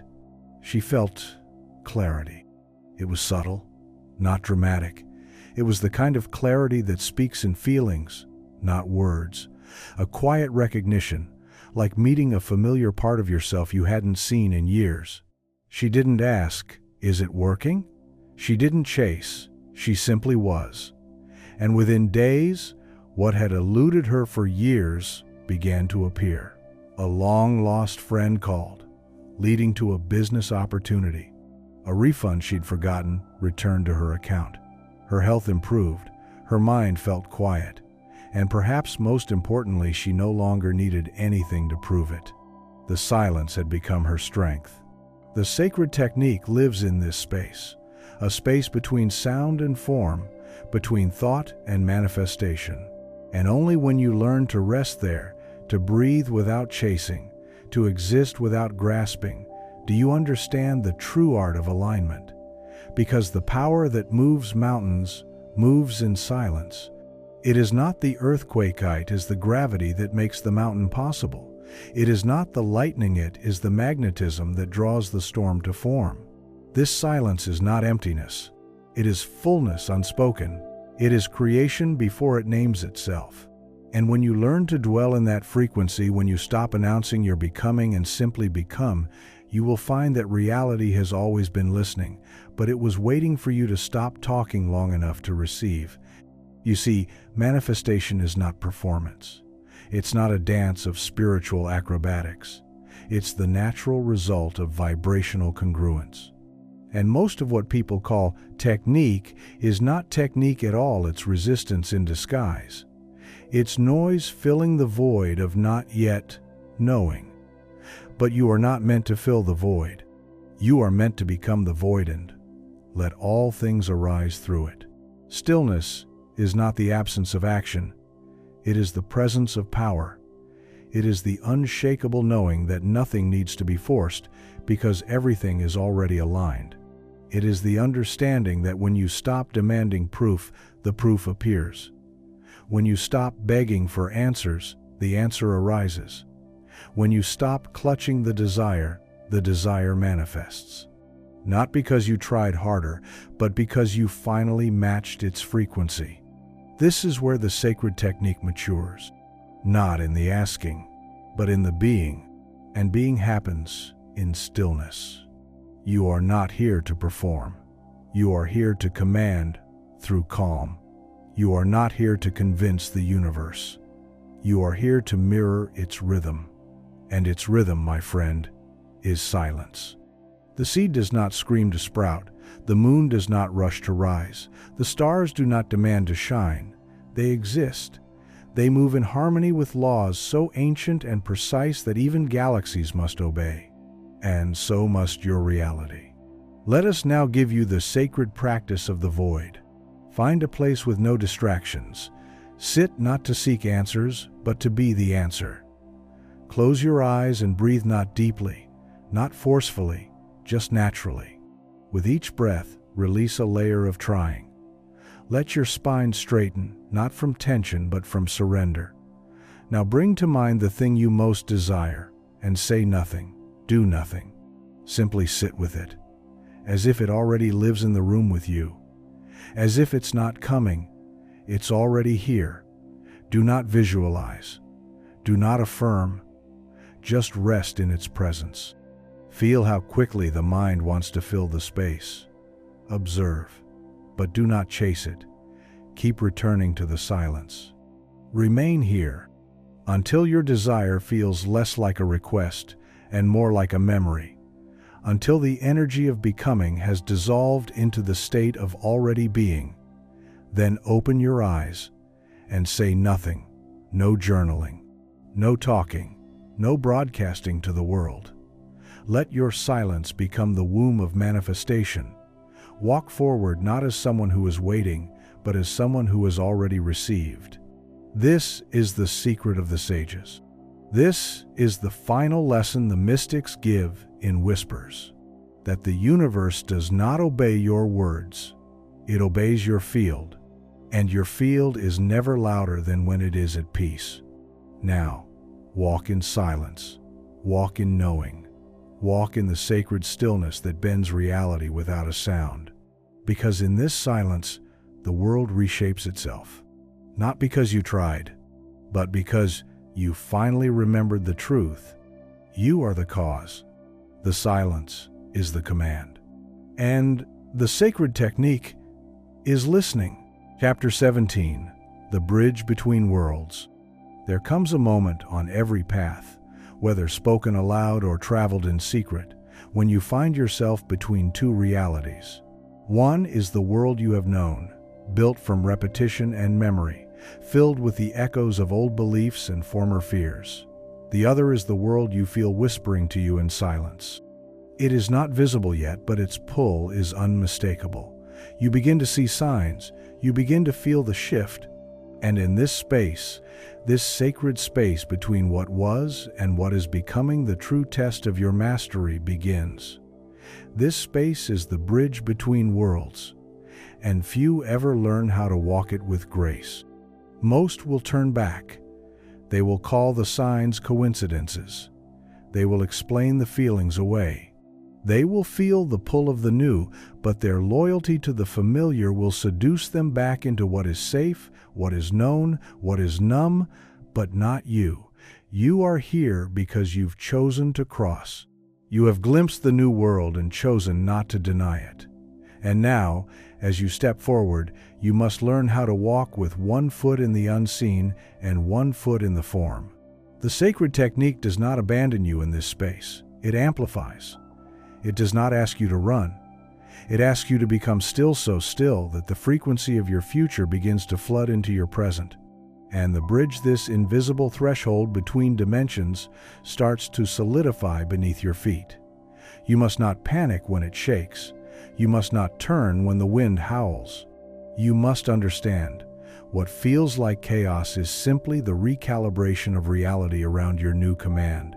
There are laws to crossing, sacred laws, older than language, hidden in every myth and every teaching. These laws are not rules to follow. They are truths to embody. First, you must understand the law of substitution. You cannot walk into a new world while holding on to the weight of the old. Every doubt you carry acts as an anchor. Every attachment to who you were tethers you to the past. To move forward, you must trade identity for essence, trade habit for presence, trade effort for embodiment. The version of you who will live in the new world cannot be built from the parts of you that survived the old. Let us remember Jonathan, a builder, a planner, a man obsessed with control. He sought to manifest abundance, but kept trying to force it through effort. He walked the bridge, yes, but he brought with him every blueprint of how he thought it should go. And so the bridge buckled, collapsed, until he surrendered, not by giving up, but by becoming empty. He walked forward one more time, but this time with nothing to prove and nothing to hold. And then the impossible happened. His vision found him, not because he planned it, but because he finally matched it. You must also remember this: the bridge does not reveal what lies ahead. That is its mystery. It tests your faith in your own frequency. It demands that you feel what cannot yet be seen, that you walk by knowing, not by sight, that you align your actions not with what appears real, but with what you know is real beneath the veil. This is not delusion. This is mastery. Because the bridge is not a place of logic, it is a place of resonance, and reality always follows the path of least resistance. If you become a clear channel, reality must rearrange to reflect that clarity. The practice of the bridge is unlike any other. It does not ask you to repeat, it asks you to become. Find a quiet moment in your day. Stand, not sit, and feel your feet on the floor. Imagine beneath you, not the ground, but a luminous bridge of light. One end rooted in your present reality, the other extending into the unknown. Now breathe. Not to calm yourself, but to awaken your inner architecture. With each breath, feel the part of you that still doubts begin to dissolve. With each breath, feel the pull of the new growing stronger. Say aloud, I trust the unseen more than the familiar. I walk by resonance, not reassurance. I cross now. Then take a step forward. Literally. Let your body imprint the message. You are crossing. You are entering. You are becoming. Feel how even the air begins to shift around you. Because what you just did is not metaphor. It is signal. It is command. The universe heard you. And now, the bridge will carry you if you do not turn back. You must understand, the bridge is not endless. It does not ask you to wander forever, but it will feel long. Time stretches here because you are no longer on the grid of linearity. You are now in the place between intention and manifestation, a sacred corridor where the laws bend and reform. Many give up here because they mistake the silence for failure. But you've already learned silence is the sacred waiting room of becoming. Hold it, bless it, walk anyway. Because on the other side of the bridge is a version of you who never questions, who does not wonder if it's working, who does not need signs to confirm. That version creates signs. That version is the source, not the seeker. And every step you take across the bridge collapses the distance between who you were and who you truly are. This is not poetry. This is physics. The sacred technique is the architecture of quantum certainty, and the bridge is the moment where the quantum becomes flesh, where what you have known in your heart begins to clothe itself in form. Do not rush it. Do not drag the past with you. Just walk with grace, with stillness, with authority, because you are no longer becoming. You are crossing. And the bridge does not break beneath those who remember. They are the ones who built it. Chapter 18. The Alchemy of Conscious Reversal. Reality, as you know it, is not the linear sequence of moments that you have been taught to believe. Time is not a conveyor belt, steadily pulling you forward in one direction, from past to future. Time is more like a sea vast, multidimensional, and receptive to the tides of your awareness. In this sacred chapter, you will learn the power of conscious reversal, the art of moving not just forward into possibility, but backward into recreation. You will understand how to rewrite the story of your life, not through denial or avoidance, but by wielding the ancient truth. What is remembered with power is reshaped with intention. This is not imagination. This is conscious re-entry into the energetic imprint of your past to alter its frequency and thus your present experience. You see, most people are unconsciously living in recycled timelines. They think they are moving forward, yet they are trapped in unexamined patterns etched into their energetic fields by past trauma, past limitation, and past interpretation. The sacred technique reveals that you are not merely the result of your past. You are the conscious creator of it because your past is not fixed. It is malleable. And once you learn how to turn the lens of your awareness toward it not as a victim, but as the author, you will discover that time itself bows to the certainty of your presence. Just as light bends around massive gravity, so does time respond to focused, knowing intention. Let us return to the story of Amanda, a woman whose childhood had been etched with sorrow, abandonment, and a deep sense of rejection. She had spent her adult life compensating for this imprinting validation, fearing intimacy, resisting opportunities that felt too good. One night, while practicing the sacred technique, Amanda did something radical. She closed her eyes, took a deep breath, and returned to the memory of herself at 6 years old, standing alone on a rainy doorstep, waiting for someone who never arrived. But this time, She brought with her the presence of her fully awakened self. She did not watch the scene like a distant observer. She entered it. She held her younger self. She whispered truth.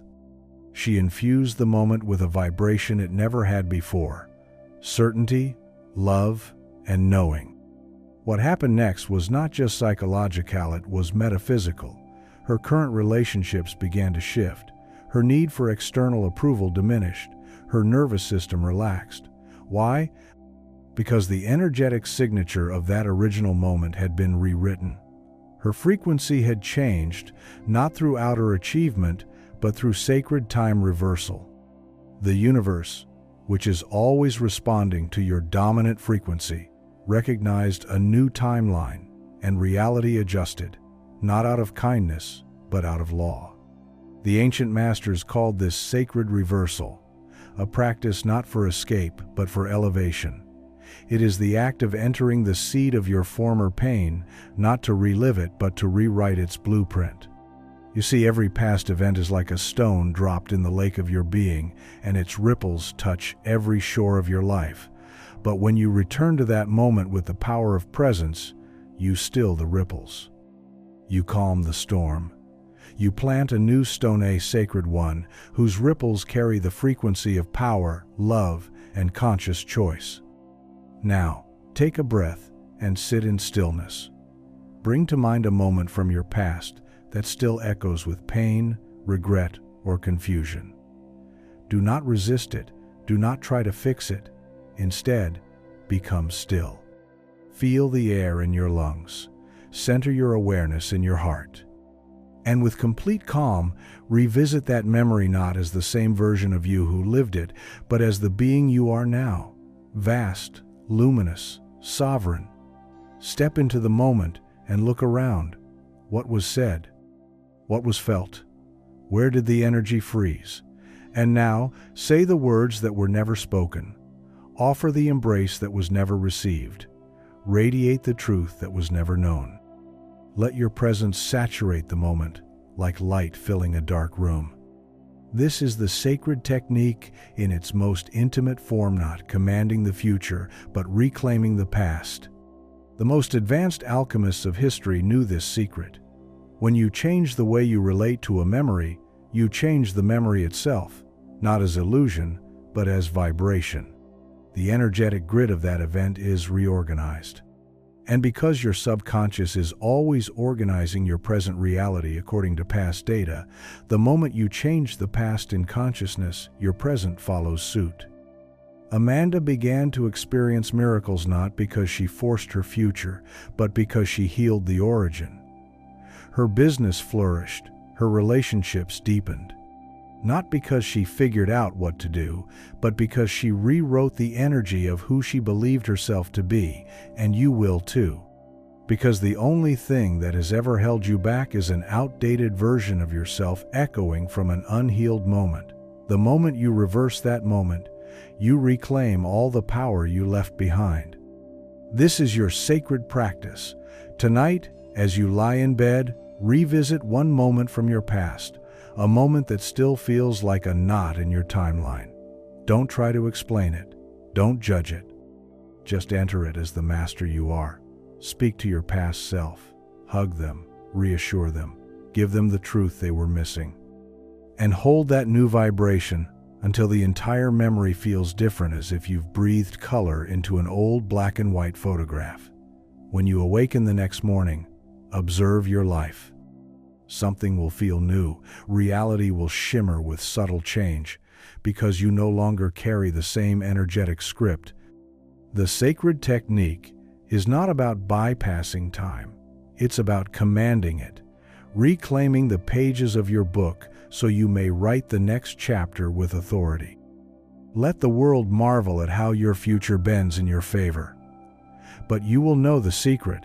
You didn't just manifest, you rewrote. You reversed. You remembered your power. And now time itself obeys you, not because you are separate from it, but because you are the author of it. Let this knowledge settle in you like sacred fire. Let it illuminate the timelines you once feared. Because now you know, no moment holds power over you. unless you forget who you are. And you, my beloved listener, are the keeper of the pen that writes reality across time. Chapter 19. The energy that follows your command. There is a frequency within you that the universe knows by name, a pulse, a rhythm, a hum beneath the thoughts, deeper than any spoken word. This is not something you learn, it is something you return to. The ancients called it the living breath, the current that moves through the stars and winds through your soul. It is not effort, it is not intention, it is command. And when you find this internal current, the universe must move with you, not against you. The mistake we've been taught is that change begins with force. We've been told to discipline the mind, control the thoughts, crush the old self with rituals and repetition. But the ones who truly shaped reality, the mystics, the sages, the quiet architects of destiny, did not operate from struggle. They didn't chant affirmations into the void hoping someone would listen. They spoke, and reality shifted. Why? Because their words were not wishes. Their thoughts were not hopes. They lived in alignment with the energy of the sacred technique, a resonance that does not ask the universe, but moves it. Imagine now that you are no longer separate from that power. Imagine that every breath you take sends out a signal, and that signal rearranges the world around you. This isn't fantasy. This is the blueprint of reality. Most never access it not because it's hidden, but because they've been taught to doubt. They've been conditioned to wait for signs, to hope for better days, to shrink beneath the weight of what if. But what if the signal has always been live, always broadcasting, always waiting for you to remember that you are the operator? The energy that follows your command does not speak in the language of trying. It does not respond to maybes.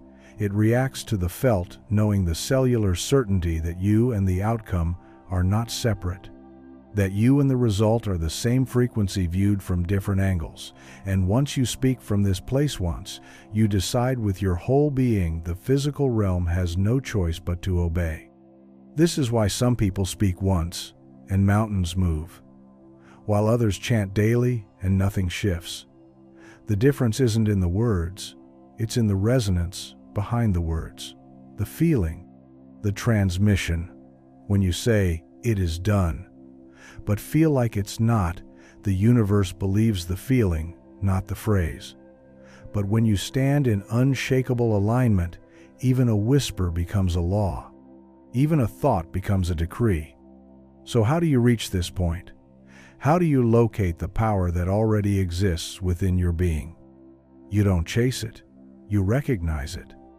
Sit quietly now and breathe. Not to calm yourself, but to center into the throne of your own authority. Feel your body not as a limitation, but as a conductor of infinite current. You are not summoning the sacred technique, you are it. Feel that.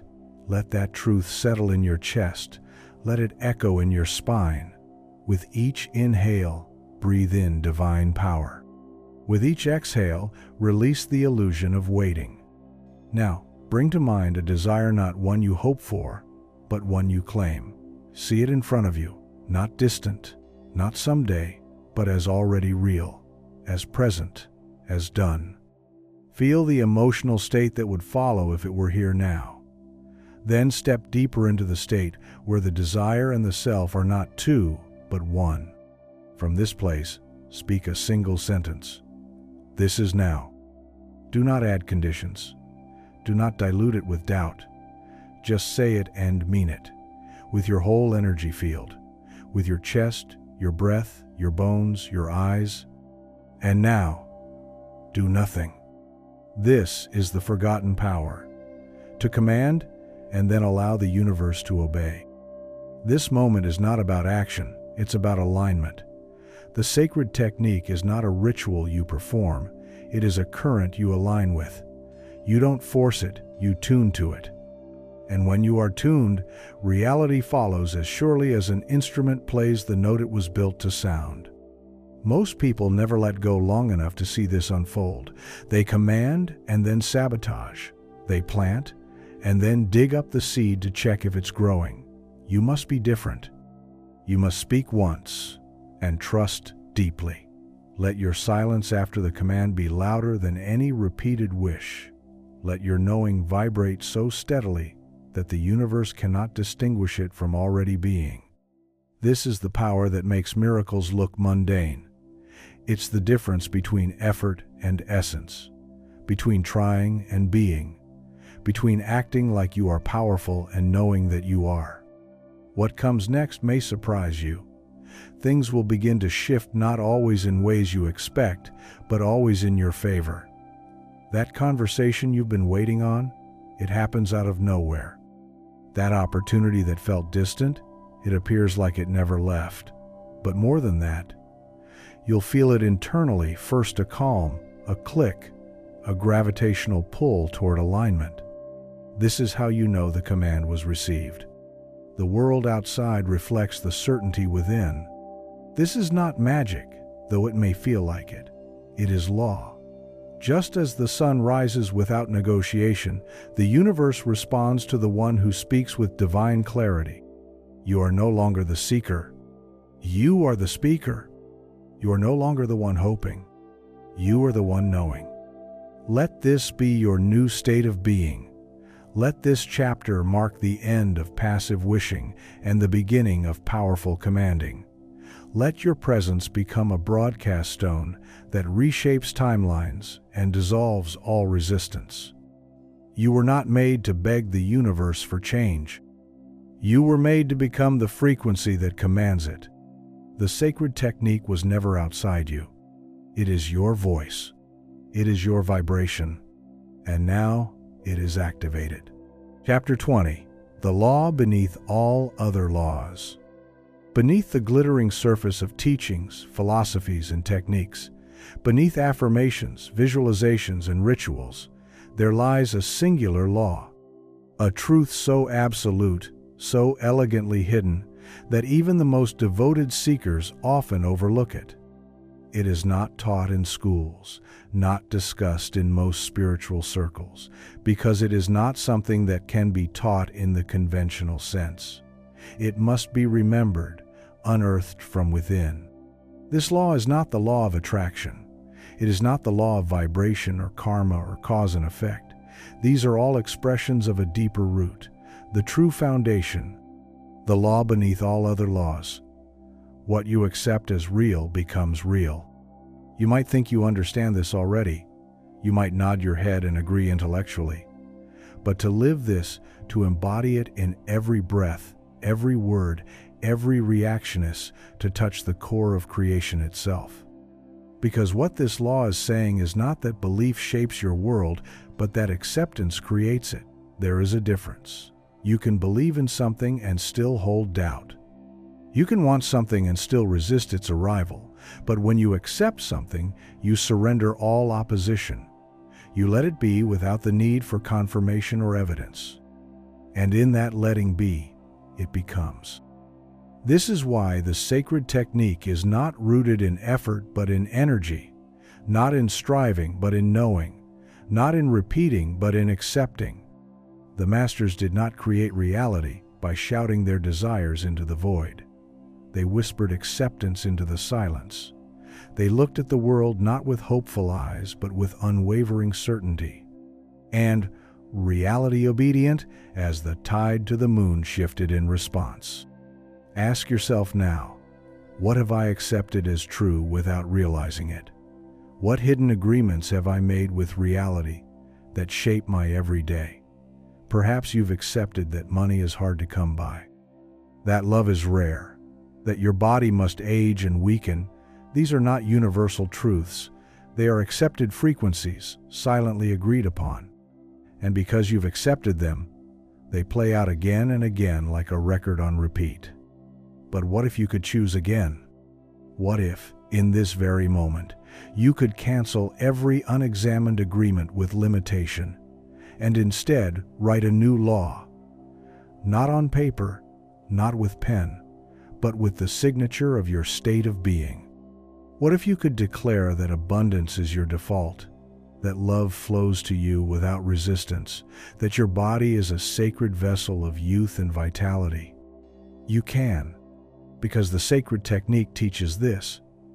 The universe is not reacting to what you want, it's responding to what you are, and what you are is what you've accepted. To shift your life, you must shift your acceptances. Let us perform the sacred revision now. Sit in stillness. Breathe into your body and feel the energy of everything you've agreed to, silent agreements passed down from family, society, culture, religion. Agreements you never consciously made, yet live by daily. Feel them not as ideas, but as frequencies. Some are heavy, some subtle, but all of them form the scaffolding of your current reality. Now, with gentle but absolute authority, speak within yourself. I release all agreements that do not serve my highest truth. Feel the echoes of those words dismantling unseen contracts, not by force, but by clarity. Let the structure crumble. Let the inherited beliefs dissolve like morning fog. Let every untruth fall away. And now, rebuild. Not by effort, but by choice. Choose what you will now accept as real. Say it not with hope, but with knowing, with the power of divine command. With the certainty that this is not a dream you are reaching for, this is the architecture of your being aligning with your original blueprint. I accept that abundance flows to me with ease. I accept that I am already enough, as I am. I accept that what I desire is already mine, simply waiting for me to step into it. Let each statement vibrate through you, not just as an idea, but as a frequency that your energy field calibrates to. And now, let go. Do not return to hoping. Do not return to needing proof. The sacred technique does not require you to monitor the soil after you plant the seed. It requires you to trust the law that what you accept becomes. Understand this. There is no moral universe granting things based on merit. There is no distant force judging whether you are worthy. There is only resonance, and resonance follows acceptance. This is why those who seem undeserving of success often achieve it because they accept their success as natural. And why some of the kindest souls remain stuck because they unconsciously accept struggle as part of their identity. The universe is not rewarding good or punishing bad. It is reflecting what you have declared to be real. So declare again, each morning, not through struggle, but through alignment. Wake not with a list of tasks, but with a sacred declaration, a statement of your accepted reality.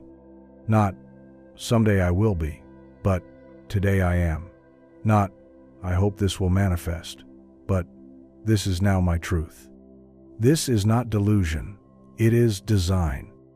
You are not pretending, you are remembering. And when you remember who you are, the architect of frequencies, the sovereign of state, the external world rushes to catch up. You will see it first in subtle signs, a shift in conversation, a surprising opportunity, an old problem dissolving without explanation. These are not coincidences, they are the particles of the quantum field aligning with your new acceptance. And then it will become obvious. Reality will change. Not because you worked harder, not because you begged louder, but because you aligned deeper. This is the secret behind all ancient teachings, the law beneath all laws. That what you hold in your field, not just as a thought, but as a living acceptance, must take form. Not sometimes, not occasionally, always. So let this chapter be a turning point. Let this be the moment you stop seeking techniques and start embodying truth. The sacred technique does not begin with action. It begins with knowing. And knowing becomes energy, and energy becomes form. You do not need to push the river, you only need to step into its current. And the current will carry you. Effortlessly, powerfully, precisely. because the universe has no choice but to reflect your most certain acceptance. Chapter 21. The Alchemy of Emotion, Transmuting Feelings into Power. Emotion. It is the language beneath language, the current beneath thought, the unspoken force, shaping your world with a power that few ever come to understand. Many believe that thoughts create reality, but that is only partially true. Thoughts are surface-level ripples. Emotion is the current. Emotion is the alchemical fire, the sacred furnace where possibility is transmuted into certainty, and certainty into form. Until you master this inner flame, your thoughts will remain scattered, your manifestations inconsistent. But once you understand how to harness emotion, not suppress it, not be ruled by it, but transmute it, you hold in your hands the true scepter of creation. In the ancient schools of wisdom, adepts were not trained to avoid their emotions or judge them as weak. Instead, they were taught to feel deeply, to understand emotion as divine data. Every feeling is a frequency. Every emotional state emits a signal that interacts with the quantum field, calling forth experiences that mirror its vibration. Fear draws in events that validate the fear. Gratitude invites realities that multiply the reasons to feel grateful. Guilt begets more scenarios that reinforce guilt. The universe doesn't punish or reward, it reflects. And what it reflects most faithfully is the emotional resonance you embody. What if you understood this on a deeper level? What if you could treat every emotion, even the dark ones, as sacred? Not as problems to fix, but as portals into your own power. Imagine feeling anger, not as an outburst to suppress, but as a signal that something in your inner world is asking to be realigned. Imagine sadness, not as a weight to carry, but as an ancient teacher calling you back into integrity. What if your anxiety wasn't proof of your weakness, but the echo of a truth you haven't yet claimed? The sacred technique invites you into a new relationship with emotion, where you do not deny your feelings, nor let them define you. Instead, you alchemize them. You allow yourself to feel fully, and then you turn that raw power into directed, coherent creation. Let us explore this through a story, for stories often reveal what logic cannot. There once was a woman named Marion who had tried every manifestation practice she could find. Affirmations, journaling, vision boards, visualization, yet nothing seemed to shift. Her circumstances remained stubbornly the same. One night, after another, failed attempt at positive thinking, she sat down and allowed herself to feel everything she had been avoiding. She cried not the quiet tears of self-pity, but the wild, primal sobs of a soul that had been pretending for too long. She raged, she grieved, and then something miraculous happened. Underneath the surface emotion, she found stillness, a deep, resonant knowing, a place where her true power had been waiting. It wasn't until Marion stopped trying to feel better and started feeling truthfully that her manifestation began to flow. Not because she became positive, but because she became real. And reality responds not to perfection, but to authenticity. Within days, things began to shift. A job offer came from a company she had applied 2 months ago. A long-lost friend reached out unexpectedly. Even her physical health improved, not because she had forced change, but because she had released resistance. Emotion had been transmuted into power. Her inner state had recalibrated, and the universe responded accordingly. You are no different from Marion. You hold within you the same ability to enter the furnace of emotion and emerge reborn. So let us now enter the sacred practice of emotional alchemy. Find a quiet space, sit in stillness, breathe deeply. Now bring to mind an emotion you have been resisting, perhaps fear or shame or grief. Don't analyze it, don't label it, just feel it.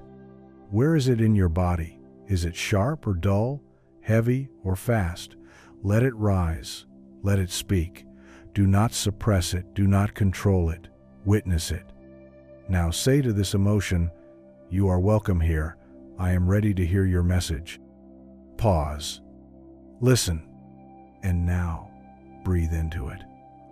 Not to push it away, but to give it space. Emotion, like energy, only becomes stagnant when you resist it. When you allow it to move, it flows back into its natural state, power. Now that the emotion has been witnessed and honored, ask, what truth have you been trying to show me? Maybe the fear is revealing a part of you that desires more safety. Maybe the sadness is pointing you towards something that no longer resonates. Maybe the anger is calling you to set a boundary you've been avoiding. As you listen, you will notice something miraculous. The energy begins to shift. What once felt like heaviness now feels like clarity. What once felt like chaos now feels like a signal. This is the sacred alchemy at work. And now, for the final transmutation, take this energy and redirect it. Channel the energy of the fear into focus. Channel the fire of anger into decisive action. Channel the sorrow into deep compassion for yourself. This is not bypassing. This is embodiment. You are not avoiding the emotion. You are evolving it. This is how the sacred technique uses emotion, not as a saboteur, but as a sacred ally. Remember, your emotional body is the transmitter. Your thoughts are the coordinates. But emotion is the charge that makes the signal strong enough to echo across the quantum field. A clear thought without emotional coherence is a weak signal. A clear thought with emotional charge is a divine command. This is why so many manifestations fail not because the desire was wrong, but because the emotional field contradicted it. The word said, "I am abundant," but the emotion underneath said, "I am afraid." The vision board said, "I live in luxury," but the nervous system said, "I don't feel safe having more." The sacred technique bypasses this conflict by going straight to the source, emotional alignment. Emotional alignment is not about always feeling good, it's about feeling honest. When you allow your emotional field to align with your inner truth, even if that truth is messy, you become magnetic. Because truth is the highest vibration, and the universe is drawn to truth like iron to magnet. So from now on, feel deeply. Do not be afraid of your sadness. Do not apologize for your joy. Do not suppress your anger or mask your longing. Feel it, speak to it, listen, then rise with it, not beneath it, not against it, but with it. Let your emotions become the wings on which your manifestations fly. Let them infuse your words, your thoughts, your visions with electric certainty. This is the sacred alchemy. This is the mastery most never learn, not because it is hidden, but because it is felt, not taught. And now you have remembered. You are not a machine trying to generate the right vibration. You are a living, breathing temple of frequency. You do not need to control your emotions. You need only to know them, love them, honor them, and then transmute them. This is not theory, it is law. Emotions shape energy. Energy shapes form. And you, beloved soul, are the sacred alchemist. Chapter 22, Surrendering to Superconsciousness. Letting the higher self take command. There comes a moment on the sacred path when even the most disciplined practitioner must step aside, not in defeat, but in reverence. Not because their efforts have failed, but because their soul is ready to ascend beyond effort altogether. This is the moment of surrender. Not surrender to life's circumstances, nor to struggle or limitation, but surrender to your superconscious self. The higher intelligence that has always known the way, always held the key, always been one step ahead of your every intention.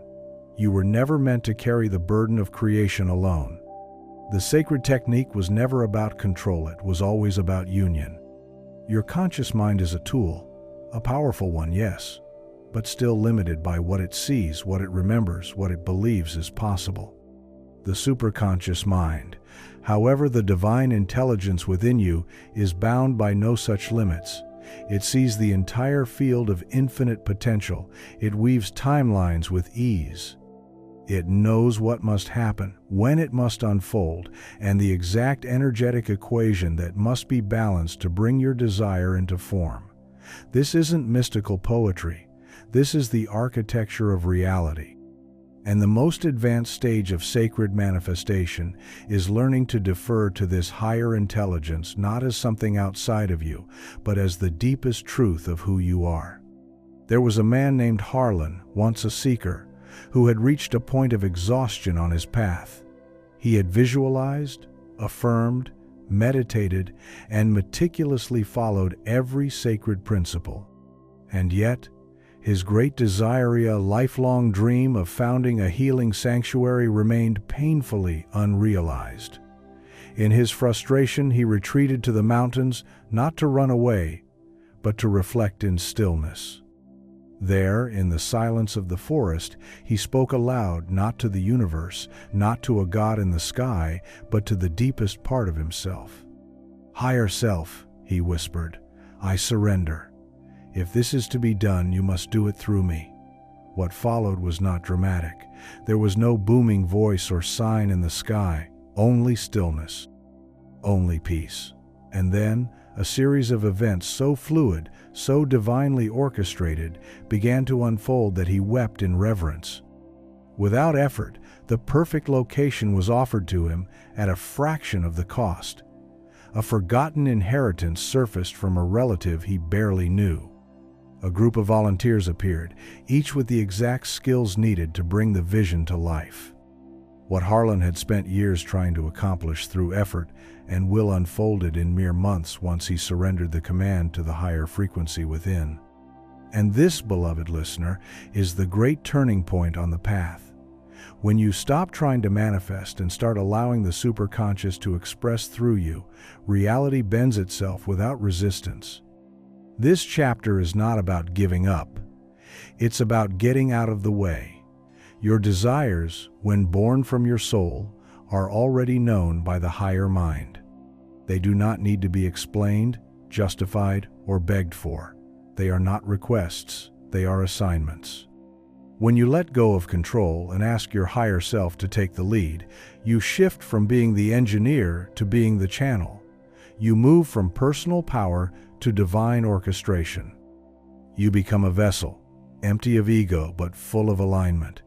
And the sacred technique, once practiced as an external method, becomes internalized as a living frequency. Let us now explore how to consciously surrender to the superconscious. The first step is trust, and trust for many is the hardest spiritual muscle to develop, especially when your logical mind cannot see the how, the when, or the details. But remember, your conscious mind is a flashlight. It sees only a narrow path ahead. Your superconscious is the sun. It illuminates the entire map. To trust it is not to abandon reason, but to elevate reason to a higher octave. You are not ignoring logic, you are transcending it. You are letting divine logic, a wisdom far beyond intellect, guide your path. Begin the sacred practice of surrender. Find stillness. Sit or lie down in a place where you feel safe. Close your eyes. Take a deep breath in, and as you exhale, allow your entire body to soften. Now place your awareness in the center of your chest, the heart space, and visualize a golden flame burning gently there. This flame is the presence of your higher self, eternal and luminous. You do not need to summon it. It has always been there. Now speak these words silently or aloud. Superconscious self, I acknowledge your wisdom. I surrender all outcomes into your hands. Guide me, move through me, speak through me, create through me. I now release all need to control. I am open. I am ready. I am aligned.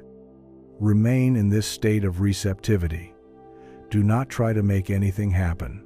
Do not seek visions or signs. Simply trust. In this stillness, the higher intelligence within you begins to move, often subtly through nudges, intuition, and sudden knowing. You may find yourself taking inspired action, saying yes to something unexpected, or meeting a person who changes everything. These are not coincidences, they are orchestrated alignments. The moment you surrender, the superconscious takes command and it does not need time to prepare. It has already prepared everything. Your job is to stay open. You may ask, how will I know if it's the higher self guiding me or just my thoughts? The answer is resonance. The voice of the ego is urgent, anxious, controlling. The voice of the superconscious is calm, expansive, and deeply reassuring. It does not plead, it knows. When the guidance comes from your higher self, it carries a signature frequency of stillness that feels like home, even when the action it prompts seems bold. When you begin to live by this internal resonance, your life becomes a masterpiece of divine timing. Let us be clear. Surrender is not passive. It is the most powerful state a creator can embody, because in surrender, you become the instrument of creation itself. You act, you move, you speak, but not from force, from flow. The sacred technique, in its highest form, is not about commanding the universe. It is about letting the universe command through you. You become the oracle. You become the path.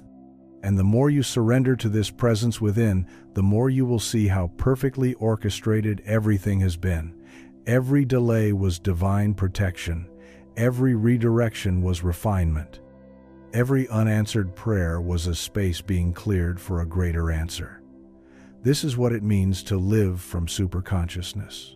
Not hoping, not striving, but knowing that all things are unfolding in the exact order required for your highest good.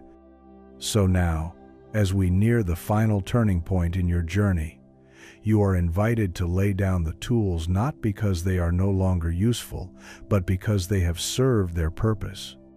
The practices, the affirmations, the visualizations, they brought you here. But beyond here, there is being, there is trust.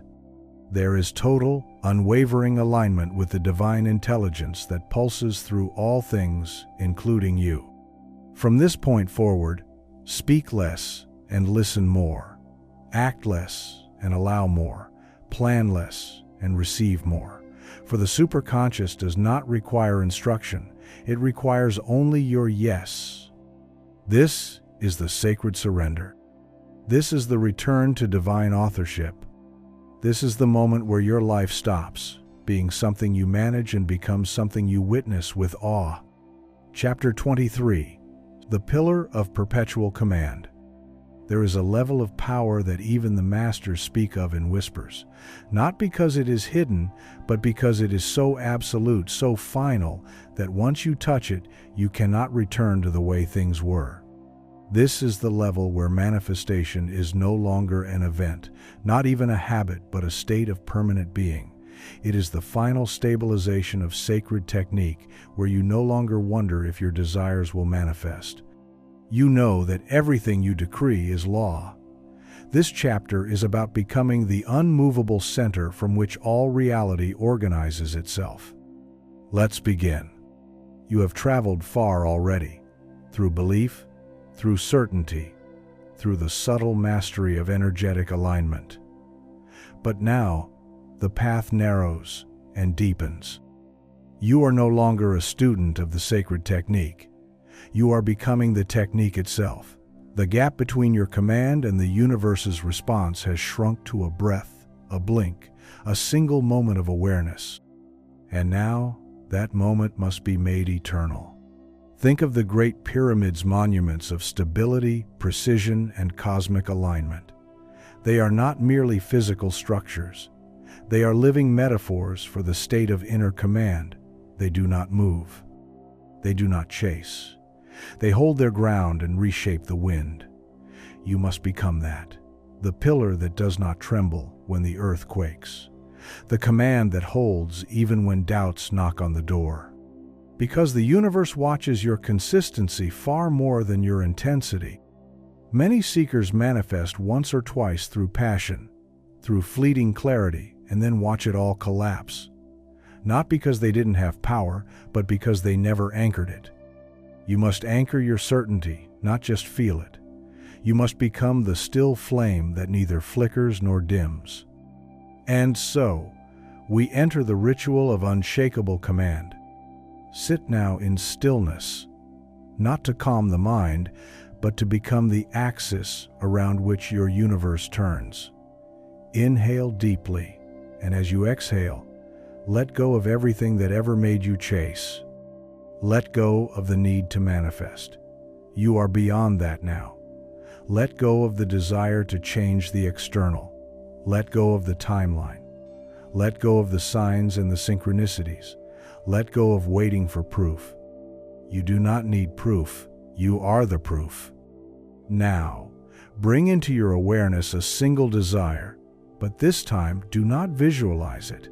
Do not imagine how it feels to receive it. Instead, declare it not in voice, but in being. Let your spine declare it. Let your breath declare it. Let your presence declare it. This is the state of embodiment. The state where the sacred technique no longer lives in your rituals, but in your walk, your gaze, your heartbeat. Say it with no words. It is done. Not because you feel it, not because you see it, but because you are it.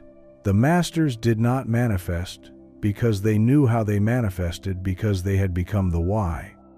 They were the frequency itself, the vibration that all things obey. Do you feel it now? That subtle tension leaving your shoulders.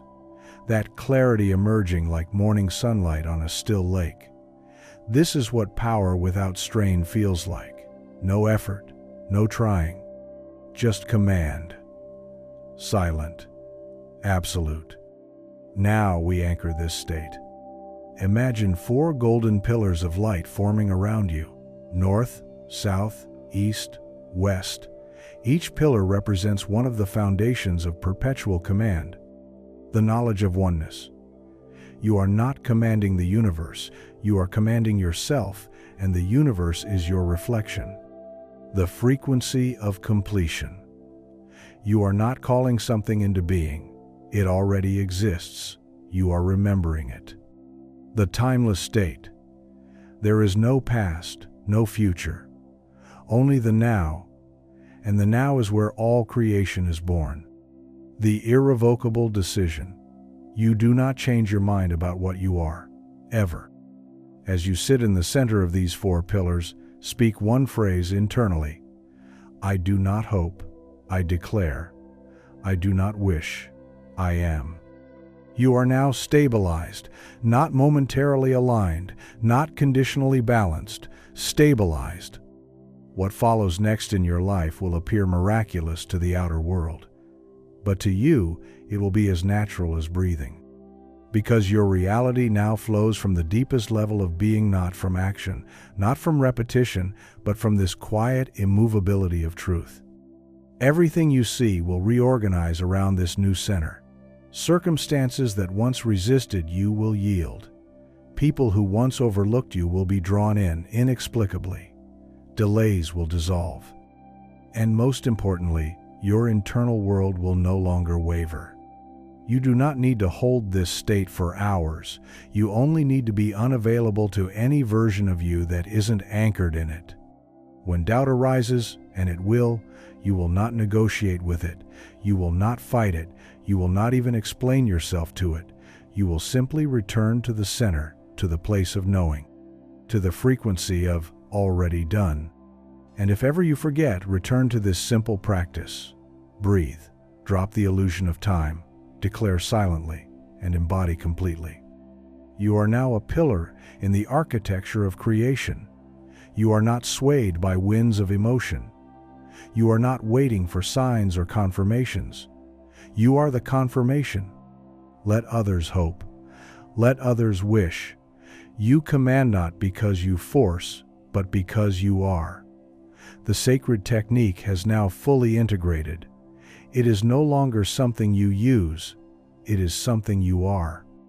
Welcome to the state of perpetual command. This is mastery. This is home. Chapter 24. The Threshold of Effortless Sovereignty. There comes a moment in every seeker's journey when the path disappears beneath their feet. The map dissolves, the compass fails, and the stars no longer serve as guides. In this moment, most turn back. They panic, believing they have lost direction. But those who understand the sacred technique know differently. This is not the moment of loss, but of full arrival.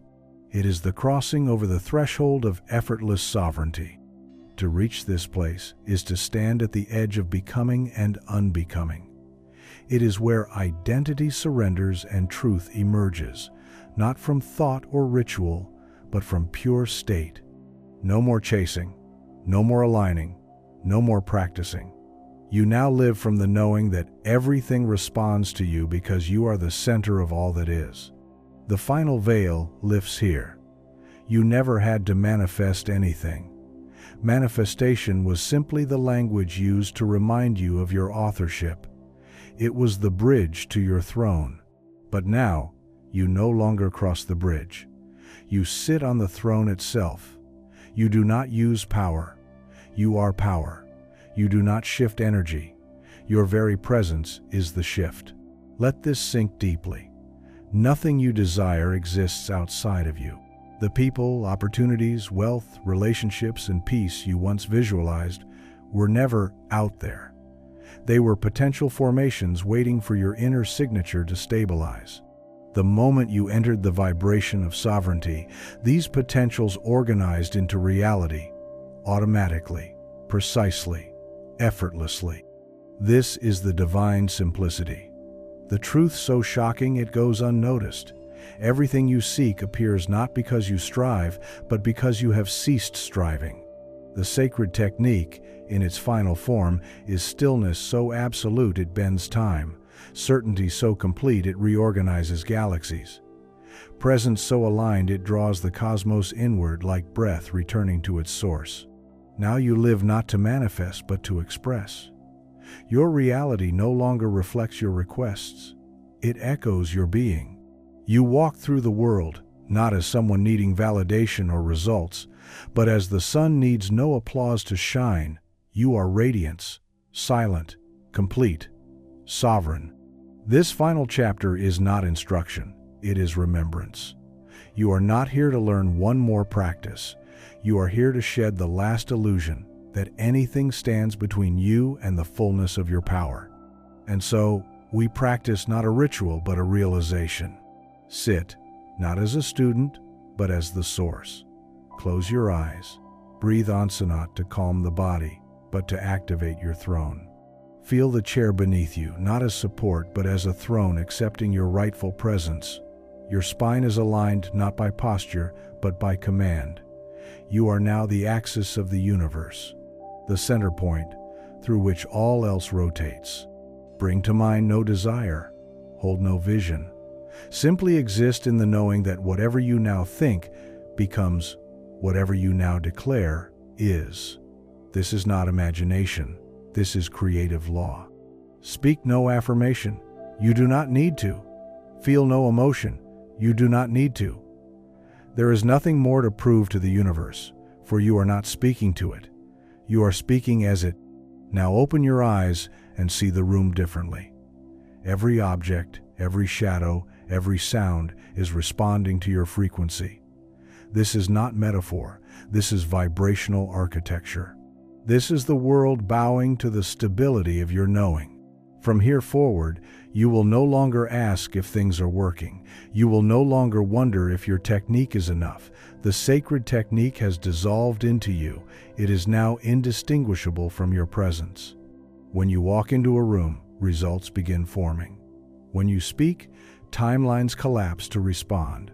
When you decide, reality molds. There is no need to hurry, no need to hope. Time serves you now. Delay no longer exists because you live in the place beyond time, the throne of immediate being. The paradox is this: you have done so much to arrive here, and now you realize nothing was ever required. You were always this. The practices, rituals, teachings were not steps to power. They were mirrors reflecting what was always present. The only thing that changed was your memory. And now you remember. You are the breath, the flame, the frequency. You are the sacred technique. And, as you live from this knowing, everything you touch turns to gold, not because of effort, but because gold is the natural residue of divine sovereignty. So go now, not as someone learning, but as someone being. Reality no longer happens to you. It happens from you. This is your final realization, not the end, but the eternal beginning. The throne is yours. Sit in it, be it, command from it, and let the world reshape itself accordingly. Conclusion: the return of the Creator. You have arrived.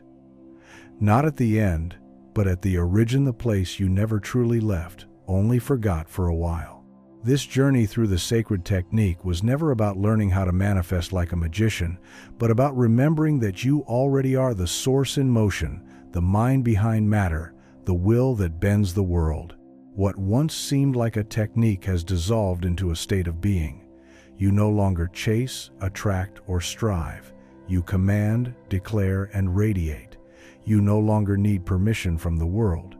You are the world expressing itself through form. As you walk forward from this sacred text, know this. You hold the key that unlocks all doors, not because you've acquired it, but because you finally realized it was always in your hand. Reality is no longer something to be conquered or corrected. It is your canvas, and your every thought, every knowing, every breath is a brushstroke. Manifestation is no longer a goal. It is simply the trail your certainty leaves behind. So now live it. Let your presence announce to the universe, I have remembered who I am. Let your desires no longer be requests, but declarations of being. Speak, move, and exist as the one who knows. Because when you know, it is done. And now, a final sacred call to action. If this audiobook has shifted something deep within you, if it cracked open a truth you had buried beneath doubt, share it. Let it ripple out into the world. Leave a review, subscribe to Sacred Treasure, and share this journey with those ready to remember. Every time you do, you're not just spreading words, you're activating awakenings. Until the next sacred transmission, remember, you are not the student of the technique. You are the technique itself, alive and eternal.